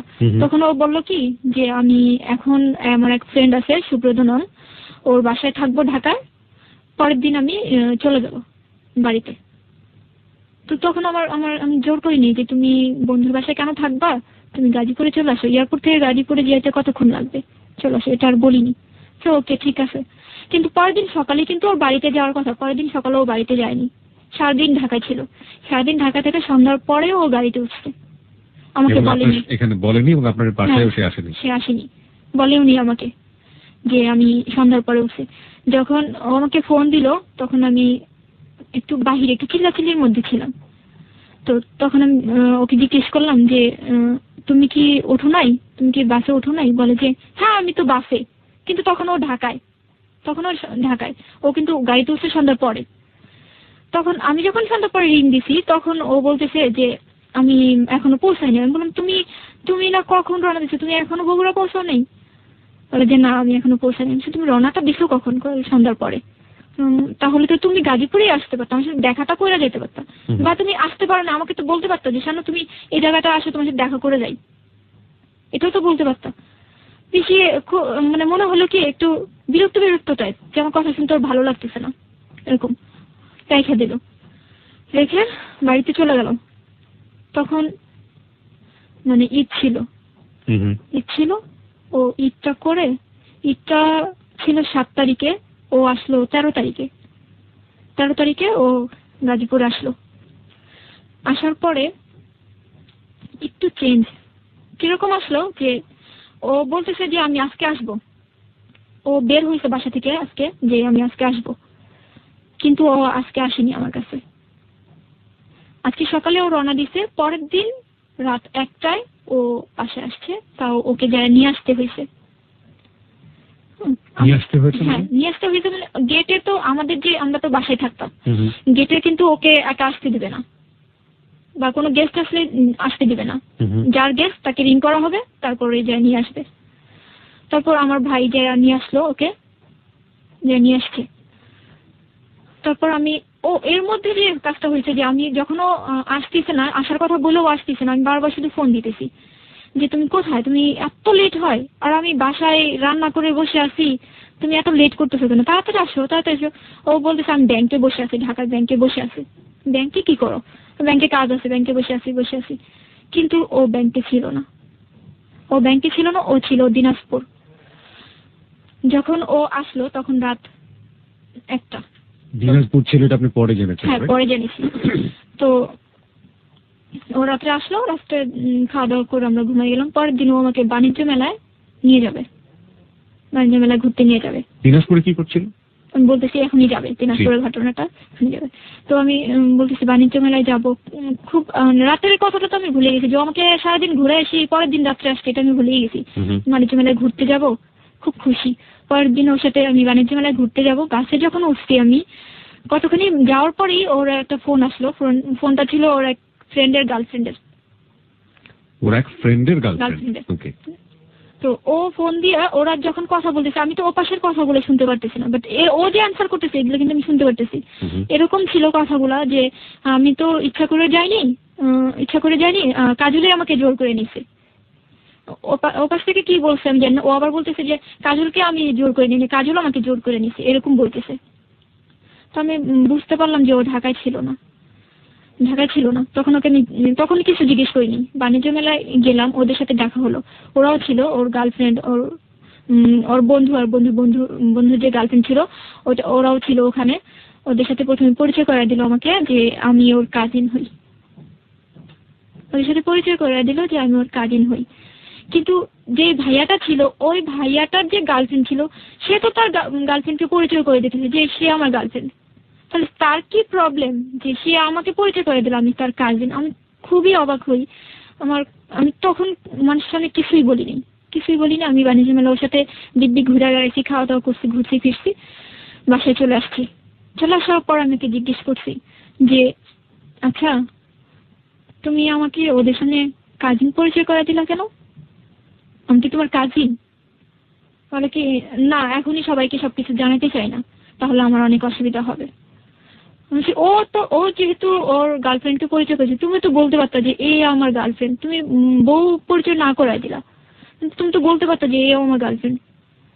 কি না, এটার অনেক প্রবলেম হবে, আমি অস্ট্রেলিয়াতে থাকি, আমার অনেক প্রবলেম হবে, আমি এখনই কিছু জানাতে চাই না, আমি যে বিয়ে করছি এটা আমি এখনই জানাইতে চাই না, এরকম একটা বোঝ দিল আমাকে। তো আমি তাই বুঝমাই না, ওর কথা মতো চুপচাপ, আর কোনো কথা বাড়াইলাম না। কথা বাড়াইলে ঝগড়া হবে, এর জন্য কথা আর বাড়াইলাম না। ও আমার সাথে এত মিথ্যা কথা বলে। আমরা সবাই টেলিভিশন দেখতেছি একসাথে বসে, এর মধ্যে ওর ফোন ফোন আসার পর ও কি করলো, ও সবার সামনে থেকে উঠে বাহির রুমের দরজাটা আটকায়া কথা বলতেছে। এর মধ্যে আমি আবার উঠে যে ওর রুমে যাওয়ার জন্য দরজা ধাক্কা দিলাম, দেখি দরজা আটকানো। তো আমি ভাবলাম যে কি ব্যাপার, দরজা আটকায় কার সাথে কথা বলে। আমি অত বেশি মানে অবিশ্বাসের কিছু ছিল না, আমি মনে হয় কথা জানি কার সাথে বলতেছি, এরকম একটা নিলাম। আমি চলে আসলাম, চলে আসার পরে দেখি অনেকক্ষণ হয়ে গেছে ও কথাই বলতেছে। তারপর আমি দরজা নক করলাম, নক করার পরে খুললো। তারপর আমি জিজ্ঞেস করলাম যে কার সাথে এতক্ষণ তুমি কথা বলো, দরজা আটকা? তো বলে যে বাসায় কথা বলছি। বাসায় কথা বলতেছো, দরজা আটকে কথা বলা লাগবে কেন?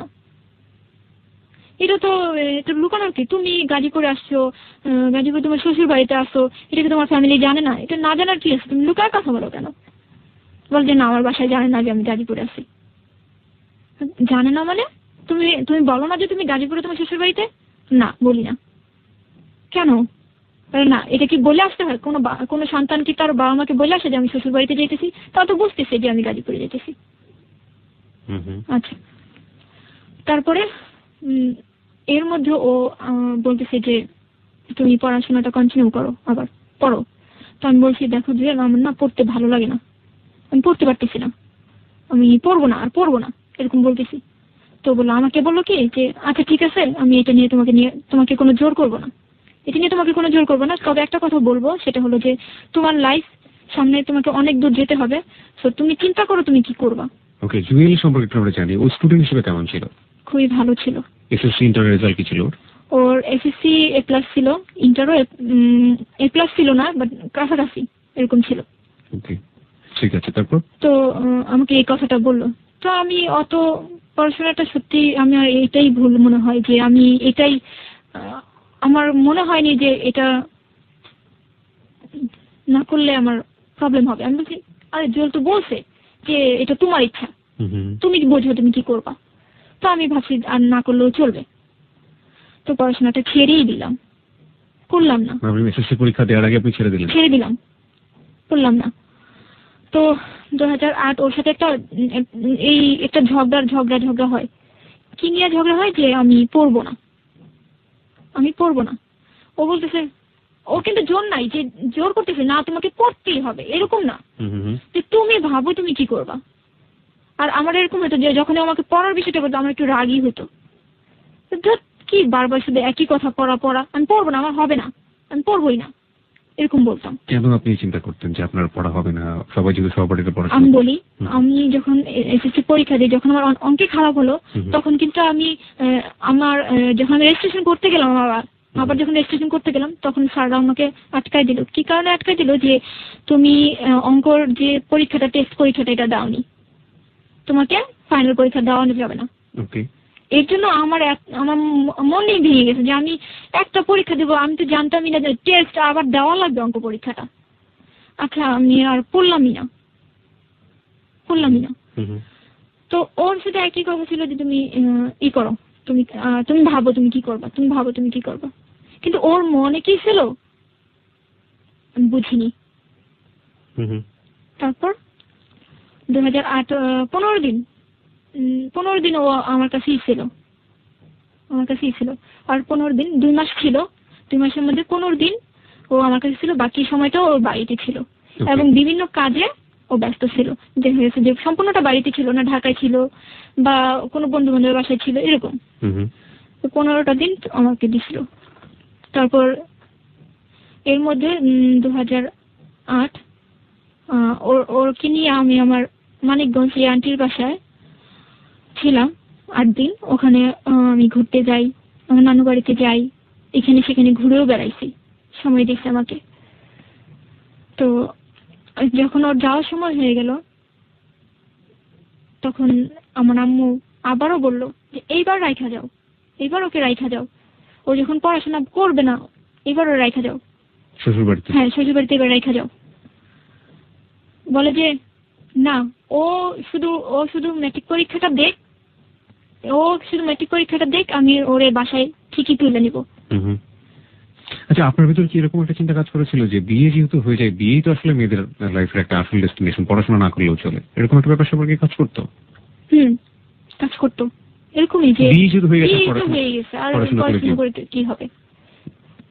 আর কি দরকার। কিন্তু অদ্ভুত একটা ব্যাপার, আমি শ্রোতাদেরকে একটু অ্যাড্রেস করতে চাই এই সুযোগটাতে। সেটা হচ্ছে যে এটা কিন্তু মানে অস্বাভাবিক কোনো কিছু না। আমরা মেয়েদের ক্ষেত্রে এরকম দেখে থাকি যে অনার্স মাস্টার্স কমপ্লিট করার পরেও বিয়ে করার পরে অনেকেই জব টব কিছু করেন না, মানে পড়তে হয়েছে তাই পড়েছেন। এক, 2 নাম্বার আরেকটা জিনিস দেখা যায়, সেটা হচ্ছে বিয়ে হয়ে গিয়েছে, অনেক সময় দেখা গেল অনেক ভালো ছাত্রী ছিল, বিয়ে হয়ে গিয়েছে তারপরে পড়াশোনা ইচ্ছে করে বন্ধ করে দেয়। এটা পারিবারিক ভাবেও যেমন সমর্থন করা হয় এবং একই সাথে মেয়েরও একটা ব্যাপার থাকে। যেমন আজকে শানু বলছে যে না, ওর মধ্যে একটা চিন্তা ভাবনা এইভাবে গড়ে করেছিল যে বিয়ে যেহেতু হয়ে গিয়েছে আর পড়াশোনা করে কি হবে। যাই হোক, এই ব্যাপারটা আসলে কতটা ভালো কতটা মন্দ সেটাই গল্প থেকে উঠে আসবে, আপনারা শেষ পর্যন্ত শুনবেন আশা করছি। শানু, তারপরে কি হলো? তারপর ও চলে গেল, সময় হয়ে গেল ওর যাওয়ার। 2 মাস দেশে থাকার পর ও চলে গেল। চলে যাওয়ার পর যেটা হলো যে আমার যে নাম্বার ছিল বাঙালি নাম্বার, সেটাতে অস্ট্রেলিয়া থেকে একটা মেয়ে ফোন দেওয়া শুরু করলো। অস্ট্রেলিয়া থেকে একটা মেয়ে ফোন দেওয়া শুরু করলো আপনার নাম্বারে? হ্যাঁ, আমার নাম্বারে। আমি এর আগে একটা কথা বলিনি, সেটা হলো যে যখন আমি একটা গ্রামীণ নাম্বার ইউজ করতাম প্রথম, তখন আমার নাম্বারে একটা ফোন আসছিল। তখন আমাকে পরিচয় দেয়নি, যে শুধু বলছিল যে আমি অস্ট্রেলিয়া থেকে। তখন আমি ভাবছি যে এটা হয়তো বা জুয়েলের কোনো ফ্রেন্ড হবে, তখন ভাবছিলাম যে হয়তো বা ওর ফ্রেন্ড হবে। তারপর যখন আমি জুয়েলকে জিজ্ঞেস করছিলাম যে আচ্ছা তোমার কি কোনো ফ্রেন্ড আছে, এরকম দুষ্টামি করে আমাকে ফোন দিছিল একটা মেয়ে। তো বললো যে তুমি এক কাজ করো, কোথা থেকে কোন মেয়ের কোন কাহিনী শুনছো, কি শুনছো না শুনছো, তুমি এক কাজ করো, তুমি নাম্বারটা চেঞ্জ করে ফেলো। তখনই আমি নাম্বারটা আসলে চেঞ্জ করে ফেলি ওর কথাতে। জুয়েল বলে যে আপনাকে নাম্বারটা চেঞ্জ করে ফেলো। তো আমি নাম্বারটা চেঞ্জ করে বাংলা নাম্বারটা নিই। যখন ও 2008-এ চলে গেল, তখন আমার এই নাম্বারে ওই মেয়েটা ফোন দেওয়া শুরু করলো। ফোন দিয়ে যেসব কথা হইতো, যে কথাটা ছিল এরকম যে তুমি কি জুয়েলের ওয়াইফ? আমি বললাম আপনি কে? আমি জিজ্ঞেস করলাম আপনি কে?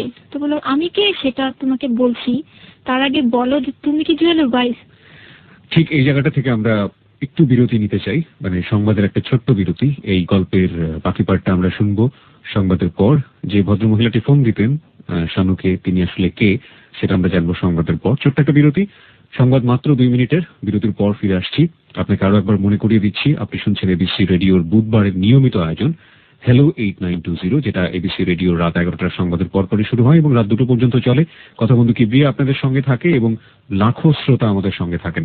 আমাদের এই অনুষ্ঠানটির জন্য একটা নির্দিষ্ট নাম্বার রয়েছে 91156668। আমি আবারও বলছি 91156668 হচ্ছে আমাদের ফোন নাম্বার। এখানে আপনি ফোন করে আপনার নাম এবং আপনার সেল নাম্বারটি স্পষ্ট করে বলবেন। তারপর আপনার যদি আপনার জীবনের গল্প বলতে ইচ্ছে করে আপনি সেটা বলবেন, বলবেন আমাদেরকে যোগাযোগ করতে। আমরা অবশ্যই আপনার সঙ্গে যোগাযোগ করব। আর ফেসবুকে আমাদের সাপ্তাহিক আড্ডা চলে এবং আমাদের হ্যালো 8920 সবকিছুর কেন্দ্রবিন্দু হচ্ছে আমাদের ফেসবুক পেজটি। ওখানে আপনি যদি হ্যালো 8920 পছন্দ করেন কিংবা হ্যালো 8920 মেম্বার হতে চান, তাহলে এই পেজটিতে লাইক দিয়ে আপনি আমাদের মেম্বার হয়ে যেতে পারেন। আমাদের পেজের ঠিকানাটা হচ্ছে facebook.com/hello8920। আমি আবারও বলছি facebook.com/HELLO8920। এখানে আপনি আমাদের ইনবক্সে টেক্সট পাঠিয়ে অতিথি হয়ে আসতে পারেন আমাদের অনুষ্ঠানে। একই সাথে পুরনো অনুষ্ঠানগুলো ডাউনলোড করতে পারেন এবং যাবতীয় মতামত মন্তব্য অনুষ্ঠান সম্পর্কে আমাদের অতিথির সাথে সরাসরি যোগাযোগ করা, অতিথি সম্পর্কে জানা, অতিথিকে কোনো বিষয়ে হেল্প করতে চাওয়া, যাবতীয় কমিউনিকেশন, যাবতীয় যোগাযোগ আপনি এই পেজটিতে করতে পারবেন facebook.com/hello8920। সংবাদের পরই ফিরছি, সাথেই থাকুন।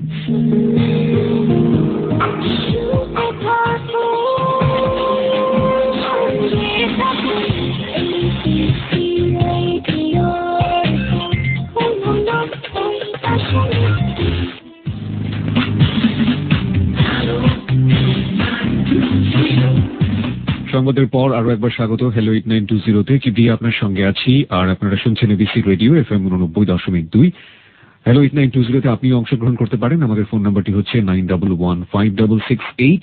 আবার বলছি 91156668। এবং আমাদের ফেসবুক পেজে গিয়েও আপনি আমাদের সঙ্গে যোগাযোগ করতে পারেন এবং এই অনুষ্ঠান সম্পর্কে আজকের অতিথিকে কোনো প্রশ্ন করার থাকলে বিভিন্ন রকমের মন্তব্য করতে পারেন। ওখানে একটি রেডিও স্ট্যাটাস দেওয়া আছে, আপনি রেডিও স্ট্যাটাসে গিয়ে আপনি আজকের অতিথি শানুকে নিয়ে যদি কোনো প্রশ্ন থেকে থাকে বা আপনার গল্প নিয়ে যদি কোনো মন্তব্য থেকে থাকে আপনি করতে পারেন। আমাদের ফেসবুকের ঠিকানাটা হচ্ছে facebook.com/hello8920। hello8920। আমি আবার বলছি facebook.com/HELLO8920। শানু মানে শামিমা, আপনার ডাকনাম তো শানুই, তাই না? আচ্ছা, তো আপনাকে মেয়েটি ফোন করতো এবং বলতো কি যেন বলতো, আপনি বলুন। আচ্ছা, মেয়েটি ফোন দিয়ে আমাকে বলতো যে আপনি কি জুয়েলের ওয়াইফ? তো আমি প্রথমে জিজ্ঞেস করি যে আপনি কে?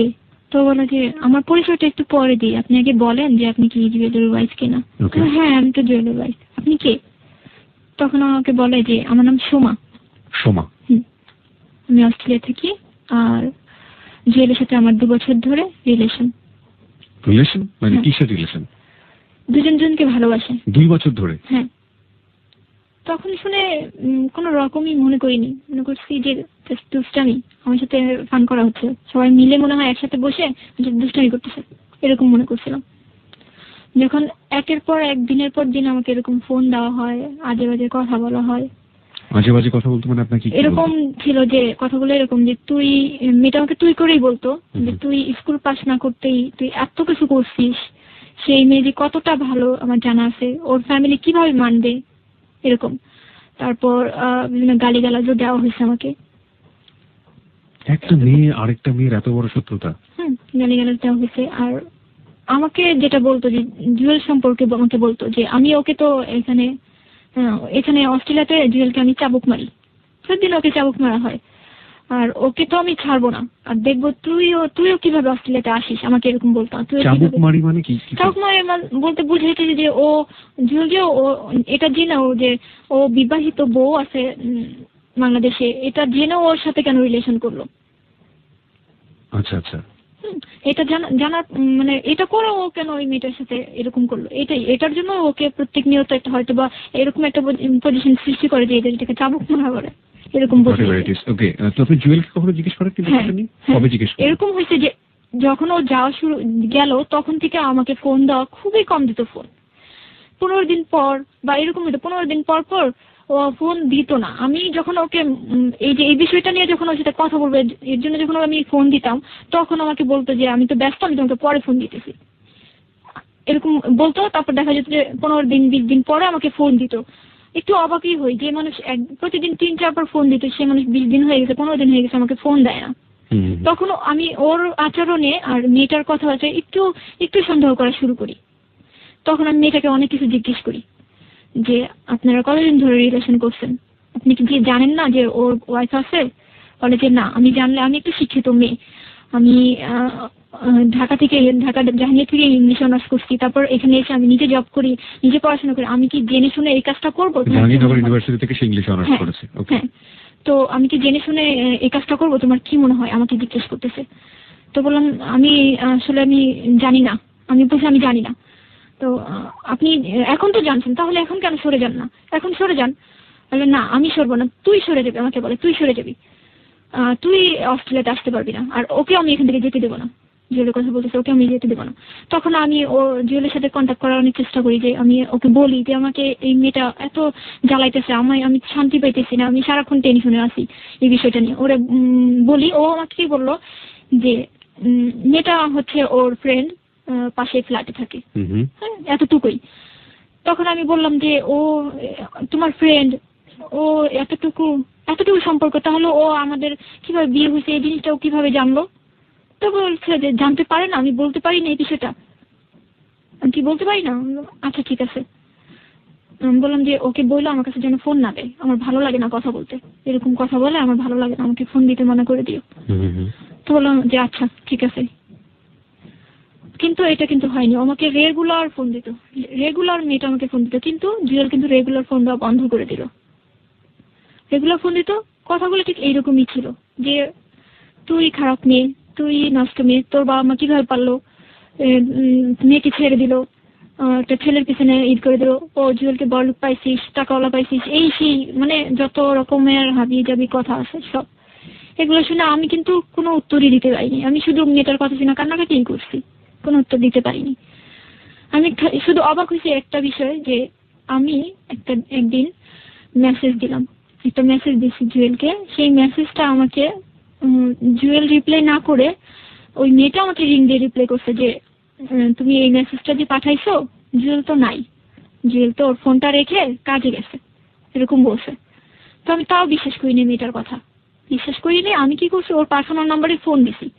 ফোন দেওয়ার পর দেখি মেয়েটাই রিসিভ করছে। আমি হ্যালো না বলে মেয়েটার কণ্ঠটা শুনেই আমি লাইনটা কেটে দিছি। তারপর আমি কেটে দেওয়ার পরে যখন আমি আর কোনো মেসেজ, কোনো ফোন, কোনো কিছু দিইনি। তার কিছুক্ষণ পরেই যখন জুয়েল বাসায় ফিরছে, মনে হয়, আমি জানি না কেন জানি ও আমাকে ফোন দিছে। হয়তোবা ওই মেয়েটার কাছেই শুনছে যে আমি ফোন দিছি, মেয়েটা রিসিভ করছে, এরকম শোনার পর আমাকে ফোন দিছে হয়তোবা। ফোন দেওয়ার পর যখন ও ফোন দিছে তখনই আমি সাথে সাথে জিজ্ঞেস করছি, আচ্ছা তুমি আমাকে একটা প্রশ্নের অ্যান্সার দিবা? বলে যে কি? বলছি যে একটা মেয়ে কতটুকু অধিকার দিলে তোমার পার্সোনাল ফোনটা রিসিভ করতে পারে? তখন ও আমাকে বলে যে আসলে কি, আমার ফোনটা তো আমি রেখে গেছি, ওর একটা ফ্রেন্ড ছিল রেজন নাম, তো বললো যে রেজনকে বলছিলাম ফোনটা নিয়ে আসার জন্য, ও নিয়ে আসেনি, এর মধ্যে দেখছি যে আমার ফোনটা বাজতেছে, তো সুমা রিসিভ করছে, এরকম বোঝাইলো আমাকে। তো আমি বললাম আচ্ছা রিসিভ করছে, ভালো কথা। আমাকে আমাকে এত বাজে বাজে কথা কেন বলে? তুমি কি কিছু বলবা? তুমি কি আমাকে সত্যিটা বলবা, আসলে কি হয়েছে, সমস্যা কোন জায়গায়, বা তোমার সাথে মেয়েটার কি কোনো রিলেশন, তুমি আমাকে বলো। তাহলে কিছুই বলে না, যে না আমার মেয়েটার সাথে কিছুই না, মেয়েটার সাথে আমার কিচ্ছু না। যখনই আমি এই কথা তুলি একটা বিষয় খেয়াল করছি যে ও অনেক বেশি রেগে যায়, অনেক বেশি রেগে যায়, কথাটা এড়াই যেতে চায়, বলতে চায় না যে মেয়েটার সাথে ওর কি রিলেশন, বলতে চায় না। কোনোভাবেই আমি জানতে পারি না মেয়েটার সাথে ওর কি সম্পর্ক। তারপর যাই হোক, এরকম করে একটা বছর মেয়েটা আমাকে ফোন দেয়, একটা বছর ওর সাথে, মেয়েটার সাথে কন্টিনিউ কথা বলি এরকম। ও আমার বিষয়ে জানতে পারে, আমি ওর বিষয়ে জানতে পারি। তারপরে আমি একটা অনুষ্ঠানে যাই, সেখানে হঠাৎ করে মেয়েটা ফোন দেয়। তো মেয়েটার সাথে এত বাজে বাজে কথা বলতেছিল যে আমি ওর সাথে পারতেছিলাম না, কথার অ্যান্সার দিতে পারতেছিলাম না। তখন আমার এক আন্টি ছিল, যে আন্টির কথা আমি বলছি, অ্যাডভোকেট, ওই আন্টি ছিল সাথে আমার। আমি আন্টিকে ফোনটা দিয়ে দিছি যে আন্টি দেখেন মেয়েটা আমাকে কি বলতেছে, এত খারাপ কথা বলছে। তো আন্টিও, মেয়েটাও গালাগালি করতেছে, আন্টিও অনেক গালাগালি করছে। তার কিছুক্ষণ পর অনুষ্ঠান শেষ করে আমি যখন ফিরতেছি, বাসার দিকে ফিরতেছি, তখন আমি দেখি যে জুয়েলের যে পার্সোনাল নাম্বার আছে ওটা থেকে আমাকে ফোন আসছে। ফোন আসার পর ও আমাকে এত, এই ফোনটা ছিল ওর অনেকদিন পরে, প্রায় 20 দিন কি 25 দিন পর আমাকে ফোনটা দেওয়া। এই ফোনটা দেওয়ার পরে যে আমাকে কথাগুলো খুব খারাপ করে বলতেছিল। কে বলছিল এটা? জুয়েল, হ্যাঁ, খারাপ করে বলতেছিল এবং তুই করে বলতেছিল। First time? হ্যাঁ, ফার্স্ট টাইম আমাকে তুই করে বলতেছিল। আমি ওরে কিছুই বলিনি, কিছুই বলতে পারিনি। আমি শুধু বলছি যে আমি মেয়েটাকে গালাগালি করছি সেটা তোমার লাগছে, আর মেয়েটা যে আমাকে এত কিছু বলছে, আমি যে তোমাকে এতবার বললাম যে মেয়েটা আমাকে এত কিছু বললো, সেটা তোমার একটুও লাগলো না? আমি তোমার বয়স, ও আমাকে এত কিছু বলছে, সেটা আমি তোমার কাছে বললাম, তুমি সেটা নিয়ে কোনো প্রতিবাদ করলো না। আর মেয়েটাকে আমি বকা দিছি, সেটাতে তুমি আমাকে এরকম গালাগালি করতেছো? বলে যে, তখনই আমাকে ফার্স্ট বললো যে তুই এখনো পেপারটা হাতে পাস নাই। আমি বললাম যে কিসের পেপার? তো তখনই আমাকে বললো যে পাবি, জলদি তুই একটা পেপার পাবি। সেদিনই কথা বলার পর ওর কথা সহ্য করতে না পেরে আমি এক প্রকার লাইনটা কেটে দিই, কথা বলতে চাই না, বাসায় চলে আসি। সারাক্ষণ একটা টেনশন যে কি হইতেছে। আর দেখা যাচ্ছে মিনিটে মিনিটে আমাকে ফোন দিত মেয়েটা, হ্যাঁ, একটু পর পর ফোন দিত। তো একদিন ফোন দিছে, ফোন দেওয়ার পর দেখি যে আমাকে বলছে যে তোর মেয়েটা বলতেছে তোর জুয়েল বাবার সাথে কথা বলিস না এখন, এরকম বলতেছে। তখন আমিও বলছি যে যদি তোর সাহস থাকে তাহলে তুই তোর জুয়েল বাবাকে ফোনটা দে, এরকম বলছি আমি। তো ফোনটা না দিয়ে দুজন, ওই ফোনটা কাটিনি, নাইটা কেটে ওরা দুজন ওখানে ঝগড়া করতেছে, আমি শুনতেছি। হ্যাঁ, দুজনেই খুব ঝগড়া করতেছে, তুই তোমারই করে কথা বলতেছে, আমি এগুলো শুনতেছি। তখন আমি আবার রিপিট করেন ওই জায়গাটা, দুইজন ঝগড়া করতেছে। হ্যাঁ, দুজন ঝগড়া করতেছি, ফোনটা কিন্তু কাটিনি, আমি শুনতেছি এ পাশ থেকে যে ওরা ঝগড়া করতেছে এবং দুজনে তুই করে কথা বলতেছে, আমি শুনতেছি। তখন আমি বুঝতে পারলাম যে ওরা একসাথেই থাকে এবং একসাথেই ওরা বসবাস করতেছে, ওদের মধ্যে অবশ্যই কোনো রিলেশন আছে। তখন আমি বুঝতে পারছি। তারপর আমি ওদের ফোনটা কেটে বাসায় আসি, বাইরে ছিলাম আমি। বাসায় এসে তারপর আমি আম্মুকে সেদিন আমি সব বলছি যে আম্মু আমাকে এই মেয়েটা আমাকে ফোন দেয় এবং এগুলো কথা বলে।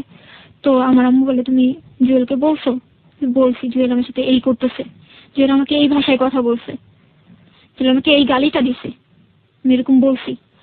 তখন আমার মা ওর সাথে কথা বলার জন্য অনেক চেষ্টা করছে, কিন্তু যখনই আমি ফোন দেই ও তো ফোন দেওয়া বন্ধই করে দিছে। ও টোটালি ফোন বন্ধ করে দিছে যে আমাকে আমার ফোন দিবেই না। আমি অনেক চেষ্টা করছি ওর সাথে কথা বলার জন্য, অনেক ফোন দিছি। দেওয়ার পর ও ফোন রিসিভ করলে ও যখনই দেখে যে আমার ভয়েসটা, তখনই ও লাইন কেটে দেয়। যখনই আমার ভয়েসটা শুনে তখনই ও লাইনটা কেটে দেয়। তারপর আমার কিছুতেই যোগাযোগ করতে পারি না, না আমার বাবা মার সাথে কথা বলা দিতে পারতেছি, না আমার সাথে কথা বলে। আমি জানতেই পারলাম না যে কেন ও এরকম করতেছে। ও আমাকে সরাসরি কেন বলে না, কিছুই না বলতেছে মেয়েটার সাথে রিলেশন আছে, না আমাকে কিছু বলতেছে। মেয়েটাকে দিয়ে আমাকে গালাগালি করতেছে, আর মেয়েটা যখন বলতেছে তখন ও আমাকে রিং করে গালাগালি করতেছে। এই অবস্থা চলতেছে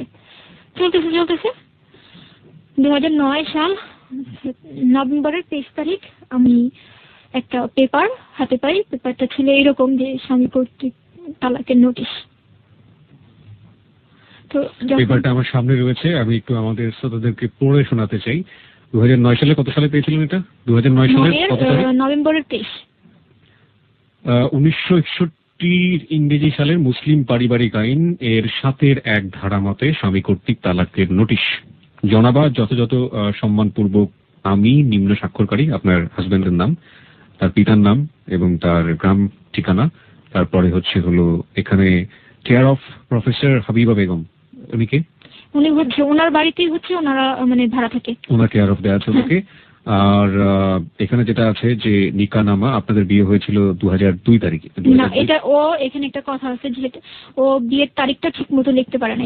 এখানে যে কাজটা হয়েছে, ও যে তারিখটা দিচ্ছে তালাকের তারিখটা, সেটা হচ্ছে যে 2008-এ যখন ও দেশে আসছে, যখন ও এখান থেকে যায়, সেই তারিখটা কিন্তু ও দিয়ে তালাকটা পাঠাইছে। কিন্তু পেপারটা কিন্তু আমি টানা 1 বছর পর পাইছি।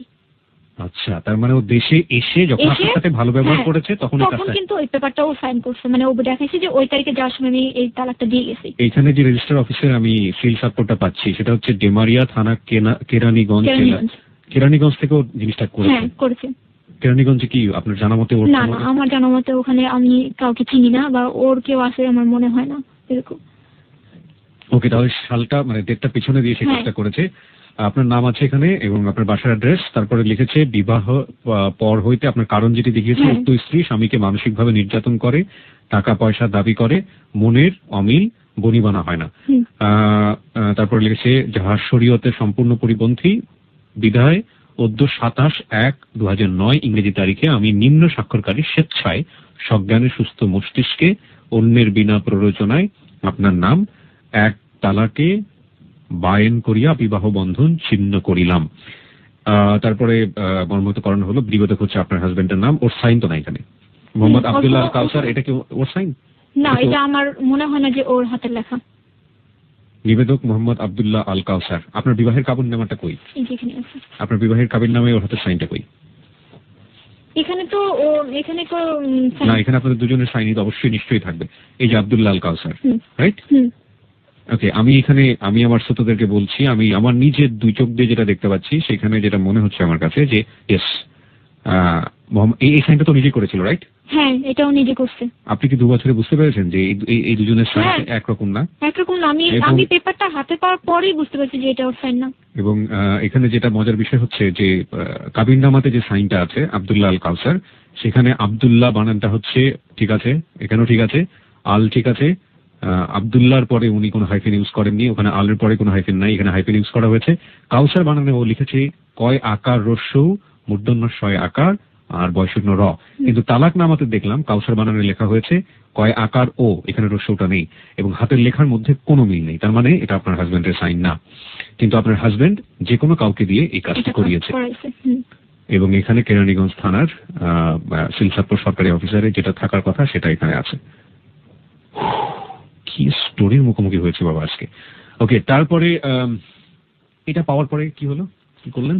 এটা পাওয়ার পরে আমি তো যখন হাতে পাই তখন তো মানে এই হয়ে গেছে, একদমই শক্ত হয়ে গেছি। কি করব কিছুই বুঝতে পারি না। ওর সাথে যোগাযোগের অনেক চেষ্টা করছি, ওর ফ্যামিলিতে যোগাযোগের চেষ্টা করলাম। ওর ফ্যামিলিতে কি হয়েছে যে ওর বাবা মার সাথে আমাকে কথা বলতে দেয় না। আমি যে নাম্বারটাই ফোন দিতাম সেই নাম্বারটা ব্যবহার করতো ওর ভাই, ওর বড় ভাই। ওর ভাইকে যখন আমি ফোন দিলাম, আমি তখন বললাম যে আমাকে একটু মাকে দেন, আমি একটু কথা বলবো, আমার মার সাথে একটু কথা আছে। তখন বললো যে যা বলার তুমি আমার সাথেই বলো। বড় ভাইটা বললো যা বলার তুমি আমার সাথেই বলো। আমি বললাম যে আপনার ভাই এরকম করার মানে কি, মানে তার সাথে তো আমার কিছুই হয়নি, না ঝগড়াঝাটি কিছুই হয়নি, তাহলে হঠাৎ করে পেপার পাঠায় দিল, আমি তো কিছুই বুঝলাম না কি হয়েছে, আপনাদের সাথে কি কিছু বলছে বা আপনারা কি জানেন, এরকম জিজ্ঞেস করলাম। তো ভাইয়ের অ্যান্সারটা ছিল এরকম যে তোমরা জানো যে তোমাদের মধ্যে কি হয়েছে সেটা তোমরা জানো, আমরা জানি না, এরকম অ্যান্সার। তারপরেও আমি অনেকবার অনেক নাম্বারে ফোন দিয়ে আমার শাশুড়ির সাথে কথা বলতে চাইছি, কিন্তু আমার শাশুড়িকে আমি পাই নাই। তার সাথে আমার একবার কথা হয়েছিল, সেটা হলো যে আমি একবারই কথা বলি, সেদিনই সে আমাকে বলছিল যে আমি এই মেয়েকেই ঘরে তুলবো, এরকম একটা কথা আমাকে বলছিল। সেই কথাটাই আমি বলতে চাইছিলাম যে মা আপনি তো এই কথাটা আমাকে বলছিলেন, তাহলে কেন, কি কারণে আমাকে এই পেপারটা আমাকে পাঠানো হইলো? আমি এই পেপারটা তো মানে আপনাদের জানাই করা হয়েছে, কিন্তু আমি কখনোই ওনাদের সাথে যোগাযোগ করতে পারিনি। ওকে, শামিমা সুলতানা শানু, এই স্বাক্ষরটা কি আপনার? এটা আপনার হাজবেন্ডের স্বাক্ষর।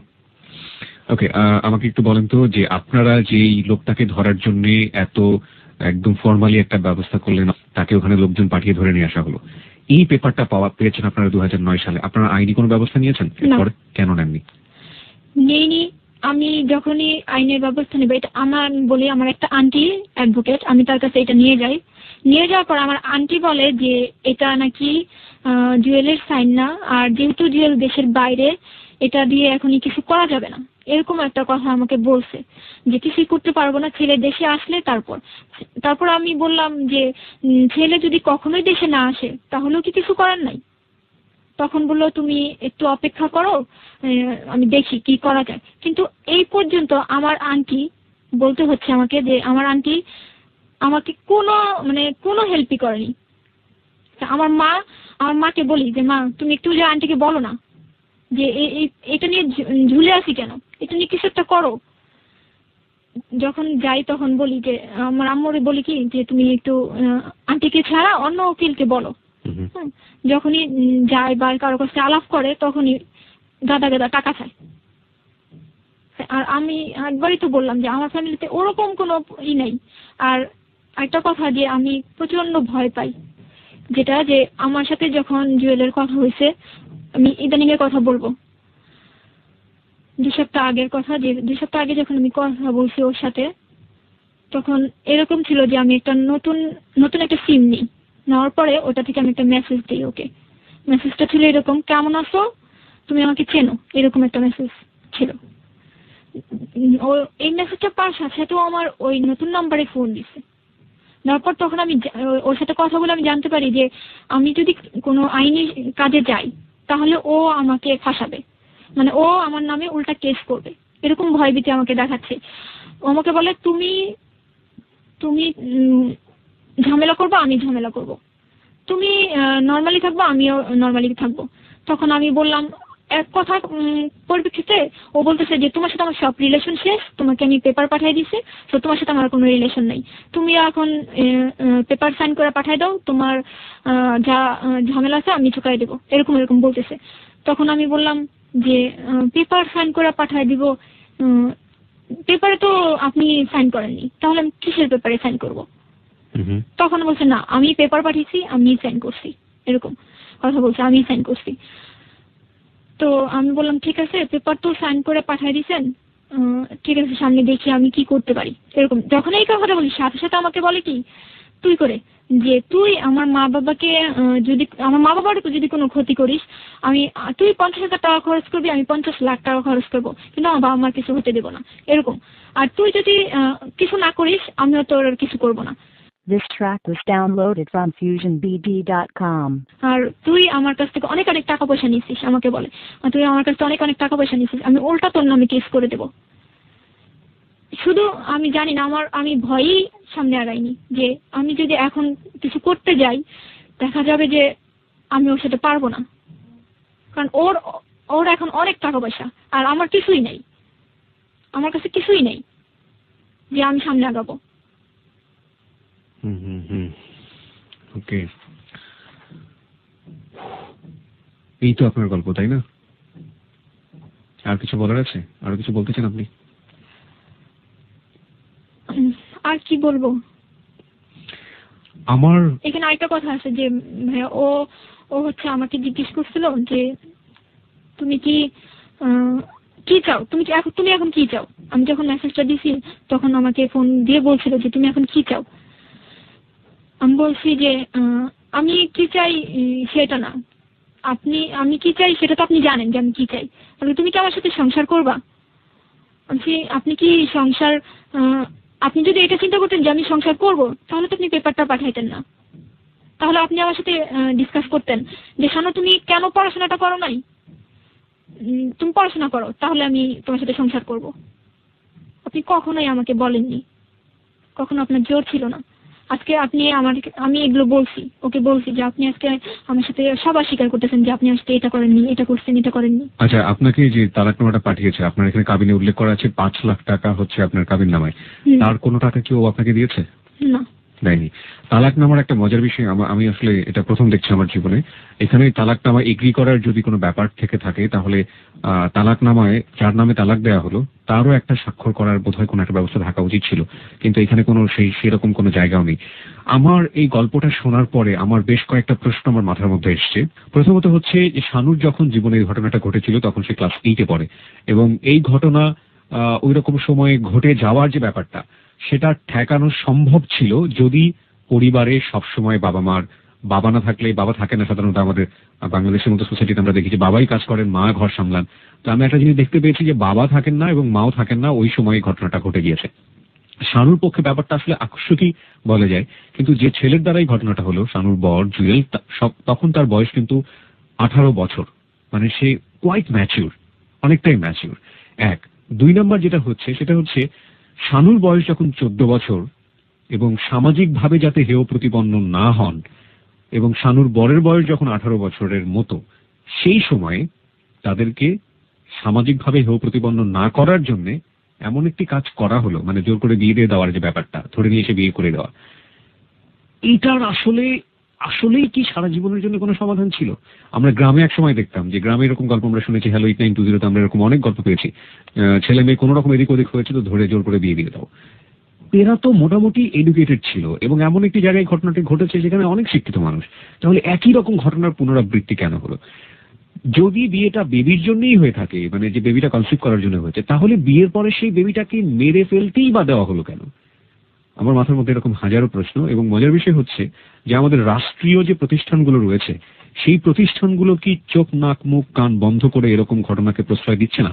কারণটা হচ্ছে এখানে নিকাহনামা যেটা আছে সেখানে কিন্তু ওদের বয়সটাকে হাইড করা হয়েছে, গোপন করা হয়েছে। দেখুন, এখানে বয়স উল্লেখ করা হয়েছে, বরের বয়স 21 বছর, যেটা কোনোভাবেই, শানুর কথা শুনে বোঝা যায় তার বয়স কোনোভাবেই 21 ছিল না, এবং শানু তো নিজেই স্বীকার করেছে শানুর বয়স এখানে উল্লেখ করা হয়েছে 18 বছর। আসলে তখন আপনার বয়স ছিল 14 বছর, 14 বছর, যেটা শানু এখন নিজে স্বীকার করছেন। তাহলে এরকম কাজ একটা রাষ্ট্রীয় প্রতিষ্ঠান কিভাবে করেন, এটা আমার কাছে, আমার দিক থেকে আমার প্রশ্ন।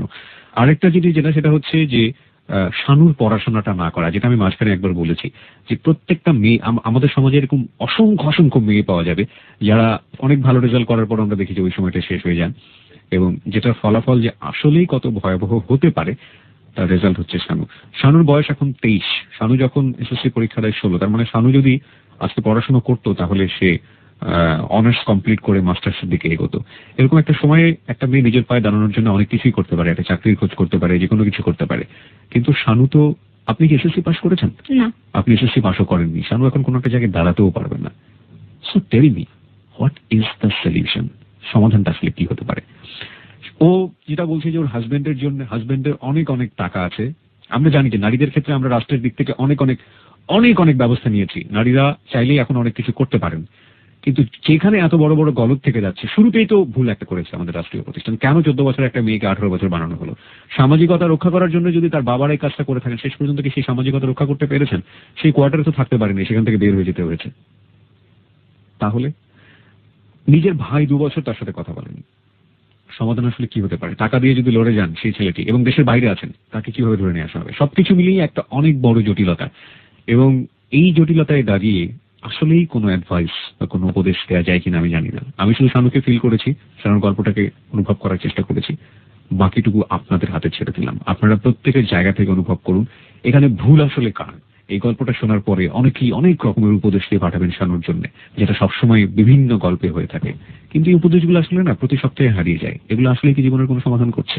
তবে হ্যালো 8920 গল্পের সার্থকতা সেখানেই, যদি একটা গল্প শোনার পর মানুষ এরকম কোনো কাজ করতে গিয়ে যদি শানুকে মাথায় রেখে সেই কাজটা থেকে বিরত থাকে, তাহলেই মূলত হ্যালো 8920 সার্থকতা।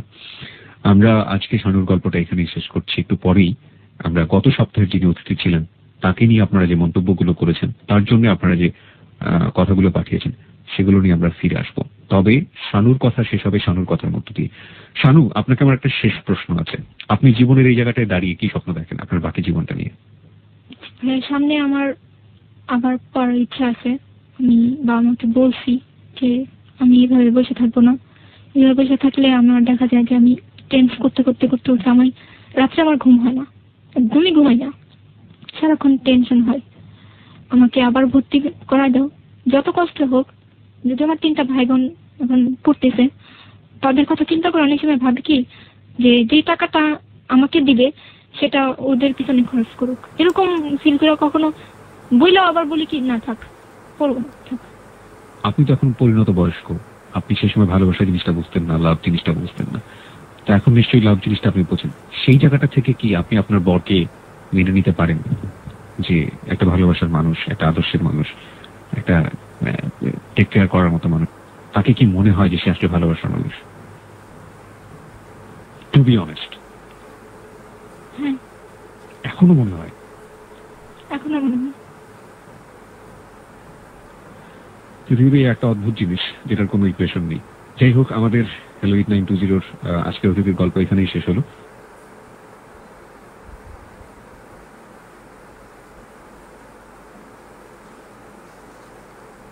আপনাদের সবাইকে আমার চ্যানেল জীবনের গল্প লাইফ স্টোরিতে